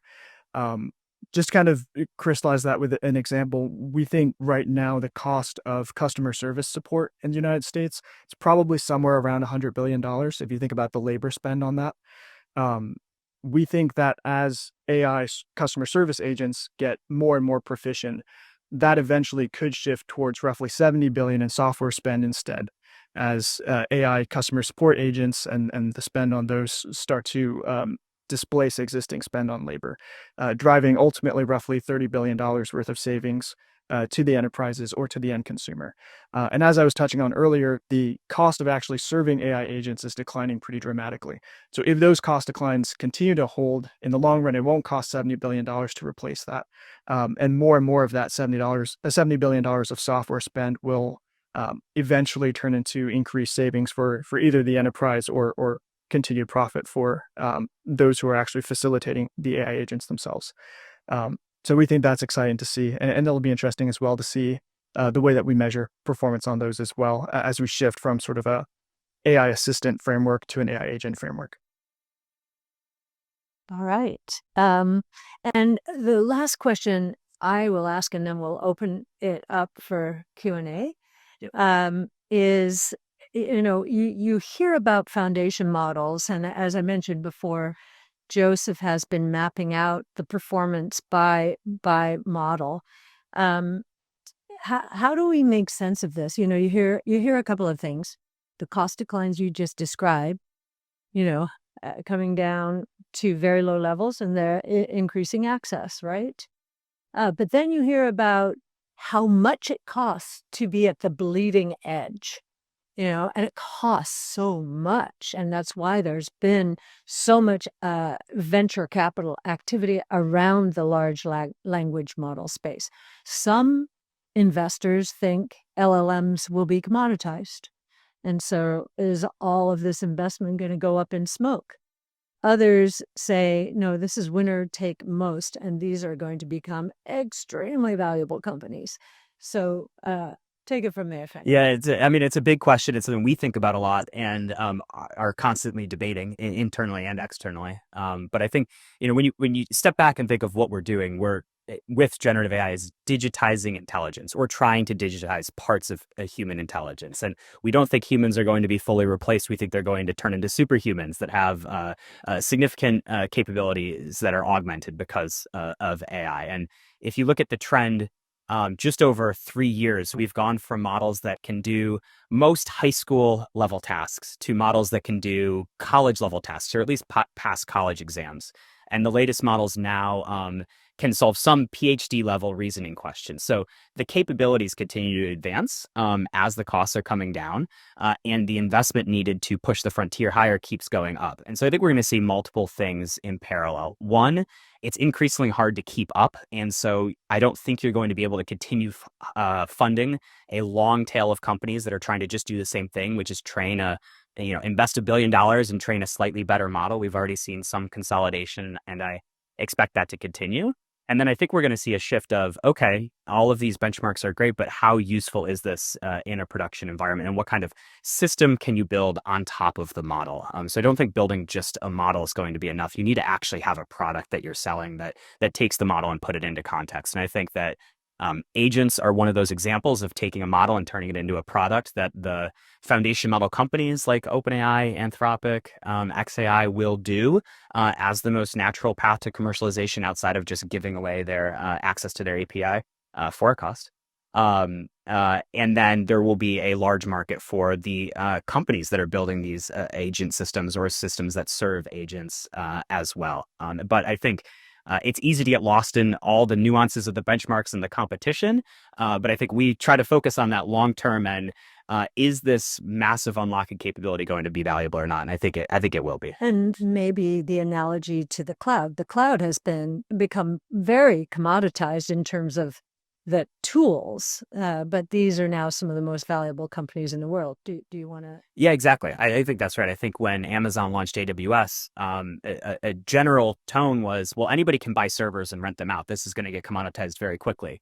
But what they did, and Microsoft and Google quickly following, was build services on top, whether it's services for application developers to make using that underlying core commoditized compute capability easier and higher leverage. And I think we're going to see the LLM companies do the same, where even now Amazon, at least estimates, they don't report this directly, but makes more from their platform as a service offerings than they do from renting the core infrastructure. And I think that's a general trend that might repeat here. And I think this is a really good reason we have set up ARC the way we have. Amazon, who was it followed by in the day? Retail analysts. Still today, I would say 80% of the coverage is retail analysts. But it's a technology company. It's a cloud company, and we would have set it up. We would have had a cloud analyst following it, just to give you a sense. And maybe, Joseph, because you have done so much on this open versus closed, open source versus closed model dynamic, it'd be interesting to share some of our insights. Yeah, for sure. It's rapidly evolving. I mean, right now, I think a lot of focus is on price. So kind of surprisingly, a lot of the closed models are currently cheaper than a lot of the open weight models, but they don't necessarily have the customizability that open weight models have. And as those prices continue to decline, I think what we're going to see is an availability of these open source models being able to sort of pick up a lot of these this sort of long tail of tasks that are more easily accomplished, whereas sort of the most performant cutting edge models are primarily reserved for, I guess, sort of those bleeding edge tasks where that performance really matters. But in general, I think we're not really seeing this competition between open and closed source go away. Instead, what we're seeing is models from Meta start to close the gap on performance between themselves and OpenAI or Anthropic. So we expect that competition to be around for quite some time. Yeah, and as Joseph was drawing out or mapping out the performance gains, it looked like, at least for a while, I still think it's true that the performance of open source is improving at a faster rate than the performance of closed, even though OpenAI is still, for the most part, ahead of the pack, and maybe Claude. And we should also mention, importantly, xAI, Elon Musk has said, that he will go open source with time. I think he will let it go a generation and then go open source, if I'm not mistaken, right, Elspeth? Yeah. So I don't know if you have a wrap up before we go to questions, or we can just. If I wrap up, we won't have time for questions, so we better get to it. All right. Any questions?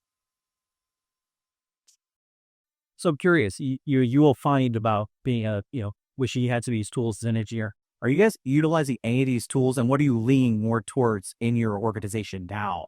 Just to obviously play with them and get a feel for the agents and the cost going down.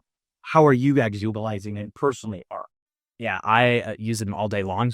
I think there's multiple different use cases. There's a tool like Perplexity, which is probably the best web search enabled chat experience that is helpful for getting real time factual information, and they link to the sources so you could check if it is factual, because I think that is super important in any job, but especially ours, to make sure we're basing our decisions on well sourced data. We have a team that generally isn't not professional software developers, but is now writing code on a weekly basis to help with research that we're doing using usually ChatGPT to help write code, and a software platform that we invested in our venture fund Replit to actually host the development environment, which has been actually a great fit for us. Joseph, anything else that's top of mind for you?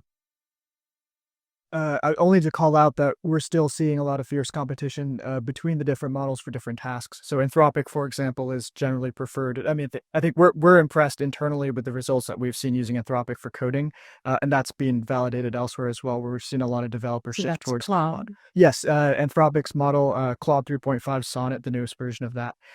So there's still a lot of competition between the models in terms of which one's best at which task. I'll just say one thing, which is more of a vertical specific application for us versus kind of general tasks, which is reviewing earnings calls, which everybody on our team covers the public markets. And every analyst covers maybe 20 to 30 companies. So it's, 30 hours of calls to listen to, plus at least their closest competitors. So you're looking at 60 hours every quarter. How can we either do the same level of coverage, but at a deeper level, or how can we cover twice as many companies? And there's a platform that we use called Era that will transcribe earnings calls in real time using text-to-speech models or speech-to-text models, and then also let you ask questions of those transcripts, and they're kind of iterating on that platform as well. So that's another thing that's been very helpful for our team, financial services specific. And I also have to say go blue because I went to Michigan. One other thing, we have hired a research engineer who is going to be harnessing these tools. So many of the, natural language processing. That's great. That means he doesn't have to have been steeped in some esoteric language. He knows English and can work with Replit and other tools to really help us automate more and more of what we do in terms of our modeling and really the summarization of our modeling, for external purposes. So, you said the Elon with open source and the next generation. I'm curious if you think that humans will be able to do anything better than the AI. It's a good question. I think, and also it's like when you see the trend of performance, you're like, oh, is there a point where we're totally obsolete? The CEO of Anthropic did like a 3-hour long podcast on Lex Fridman that actually talked about this topic, and in a way that I thought was pretty coherent and good, which was that there will be increasing capabilities of models, but for at least the next 3 to 5 years, some comparative advantage that humans have on some level of tasks. And he related it to when prior to email, the actual time it took to write out and distribute communications and letters, and how much time was spent on that in totality versus the time spent actually thinking about what you're writing and what you're communicating, and how once that part was digitized and automated, we didn't spend less time communicating. We actually got more time available to think and communicate, and just time shifted that humans were spending on. And I think that will play out. There's kind of a continued debate. The people at the frontier of the AI labs think that we could have powerful AI or superhuman AI capabilities in the next 5 to 10 years that would be able to do almost everything we do. But if you look at the history of technology, which of course we are at the point of the most technologically enabled human society has ever been, yet we have very low unemployment because every time there's been something, whether it was the tractor, which displaced 30% of the, or over 30% of the U.S. employed workforce that was employed in farming, it's now, it was 40%, it's now less than 2%. Those jobs, all those people who were working on farms moved to cities and joined new jobs that were freed up as the economy expanded. Same with the automotive industry. As we invented the assembly line at the turn of the 1900s, there were less people required in factories, but we needed to build out many more roads. We needed an entire supply chain for the manufacturing of vehicles. And that ended up creating more jobs and more economic growth rather than less. So I think the base case is that that continues. The open question is, does it happen so fast, the displacement of human jobs and capability, that new jobs aren't created? And I think that's a theoretical, very long rabbit hole debate that's hard to answer concretely. Yeah, we debate this. We have a brainstorm every Friday, and very often it comes up. And one of the contributors to our brainstorm on Friday is an engineer who called the dawn of the internet correctly. So she goes back, and she is convinced that AI will not trump human beings because we are hard coded by 3 billion years with 3 billion years of experience, and can do things that it will take. Well, she doesn't believe that AI will be able to replicate. So we shall see. It's a very live debate. It's interesting. In the early days of this discussion, when we used to say, the convergence of 3D printing and AI is helping us to evolve shapes and forms that human beings couldn't even imagine. They couldn't even imagine. In the beginning, that was like, are you kidding? We think so highly of ourselves. I think we've been humbled a bit by the power of this technology, and hopefully it has, stirred and stimulated creativity, so that we are going to take human beings to a new level in terms of productivity. That's our bet, is that productivity gains are going to explode here, and real growth is going to be much faster than anyone can imagine. I think we're using for between now and 2030, 6 to 8% real GDP growth globally. However, is nominal growth going to be, meaning include pricing in that? So that's just a unit growth metric. If AI and other technologies are as deflationary as we believe they are, then you'll have nominal GDP growth lower than real GDP growth, which will be a real surprise out there. Have you heard of any agents that use blockchain? We did probably over a year ago now, a podcast with the team of Lightning Labs, which created an agent framework for agents to hold and transact in Bitcoin, which I think was a really good learning experience for us, and to see a team on the frontier. And I think that's expanded from the Bitcoin world out to the rest of the smart contract world. We have not done anything hands-on with it, but it's something we follow very closely, because it's combining two very interesting things, which is an internet native monetary system with internet native intelligence, and seeing what that can do when you let it loose, which is interesting. Yes, it is. And I think we see, and based on that podcast, we see more adventures in that convergence in emerging markets where, they don't have rails, or there is so much corruption and so many middlemen that, nobody trusts any activity. So I think we are seeing uptake there. I think we've been disappointed by the uptake of the Lightning Network generally. Is that, yeah. I think we'll do one more so we could keep Ken's promise to get you home by 1, but maybe we'll do one from this side. Yeah. Can you speak on your genomics fund and how it relates to AI? What you're excited about with it? What's coming up? Yeah. It is the most underestimated, underappreciated, and we believe undervalued of all of our platform strategies out there. Because it is most people in the healthcare field, this has been true from the beginning in my career, they are not comfortable with technology. And you've got analysts broken, their responsibilities are broken down by sector. So healthcare analysts are not comfortable with technology. It moves too fast, threatens to break too many rules, all of that. And then you have tech analysts who don't like healthcare. There's too much regulation, too much friction in the system.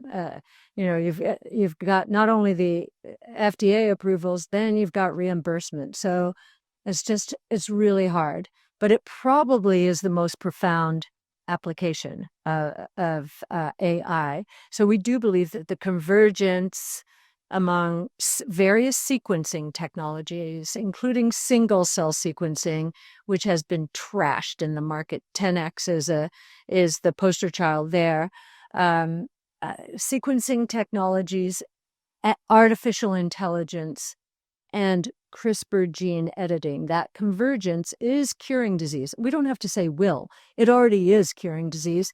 And yet those stocks, if you look at CRISPR Therapeutics, Intellia, Beam, and others, they are, we're going to look back, I think, and say, how could that have happened? Didn't people understand that we were at the dawn of a new age in healthcare, completely starting from, picking drug targets, going through trials, collapsing the number of trial failures, 80 to 90% fail, phase 1, at some point, phase 1 through phase 3, collapsing that time between R&D and actual product rollout with a more tech savvy, and I think this administration understands that, Vivek, very importantly, bringing more technology. We got the FDA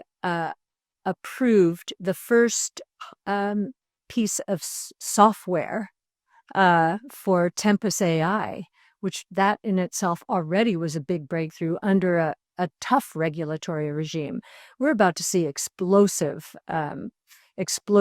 movement of technology into healthcare. I think this administration certainly will encourage that. And this idea of cures, this is how warped the mentality is out there. Traditional financial analysts don't like the idea of cures because it robs these companies of an annuity for a chronic disease that can't be cured, right? We dispute that. We're starting to write on it. We're becoming more vocal about it. We believe that the patents associated with these cures are worth anywhere from 2 to 20 times what the patents on traditional chronic therapies are worth. Why? Because, first of all, the FDA is willing to approve them. That's happened with sickle cell disease, beta thalassemia. Insurance companies are willing to pay $2.2 million for one and done because it saves the system so much money. So I do think there are 7,000 rare diseases out there. In the old days, if it cost $1 billion to, bring a drug to market, rare diseases were not a good business. That you couldn't spread that. But now, if you can get $2.2 million for a cure, and we're seeing anywhere from $1 to $3 million for these cures for rare diseases being approved, this is going to be a huge business. It's just the way the traditional financial world is set up right now. It's not set up to understand that this is the most profound application of AI and the most profound set of convergences in the making now. Ken says one more. Okay. Yes. Soy Panelis. I am the founder of a new generation social media called Snaga.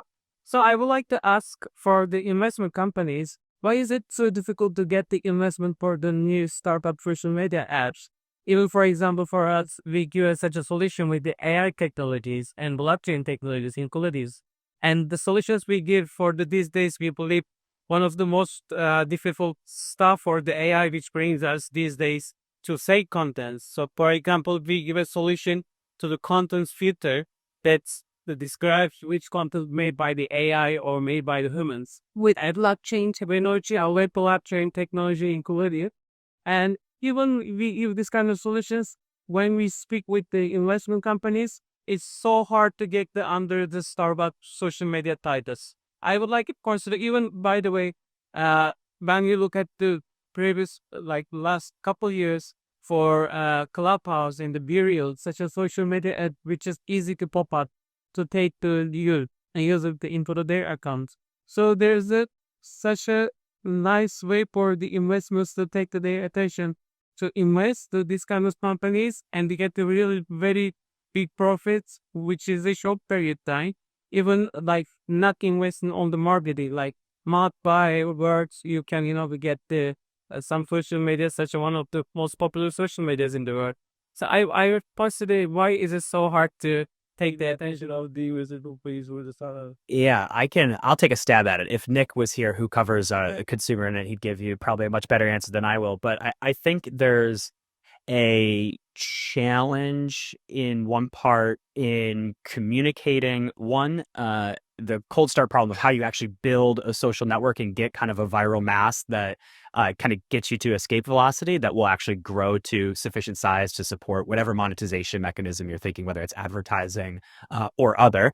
So there's, I think, you can see the large scaled social networks today that have gotten there through one way or another. And the thought of, what does it take to actually build that network momentum? And I think there's even companies like, I think of Nextdoor, which is kind of a social network that, have a vertical niche that is specific enough and got to the point where people could see it working, that it was able to enter the public market. But even when it did, it wasn't an easy time for even investors in the later stage to understand once they had proved out they could actually build a network.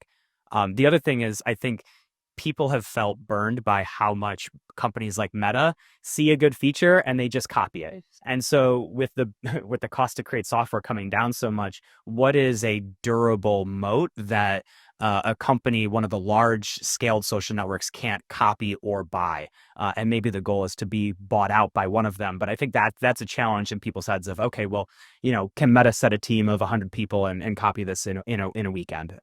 Which is, I'm not saying your solution can be copied in a weekend by a team of 100 people at Meta, but I think that's what goes through investors' minds.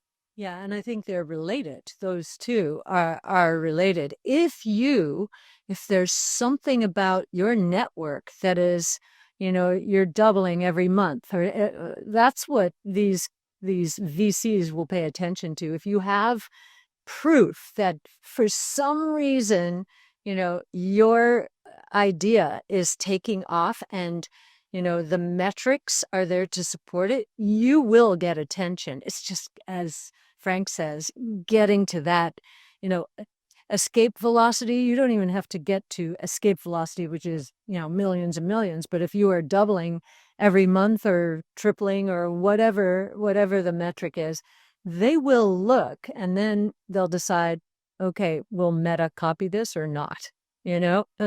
So, all right. Thank you.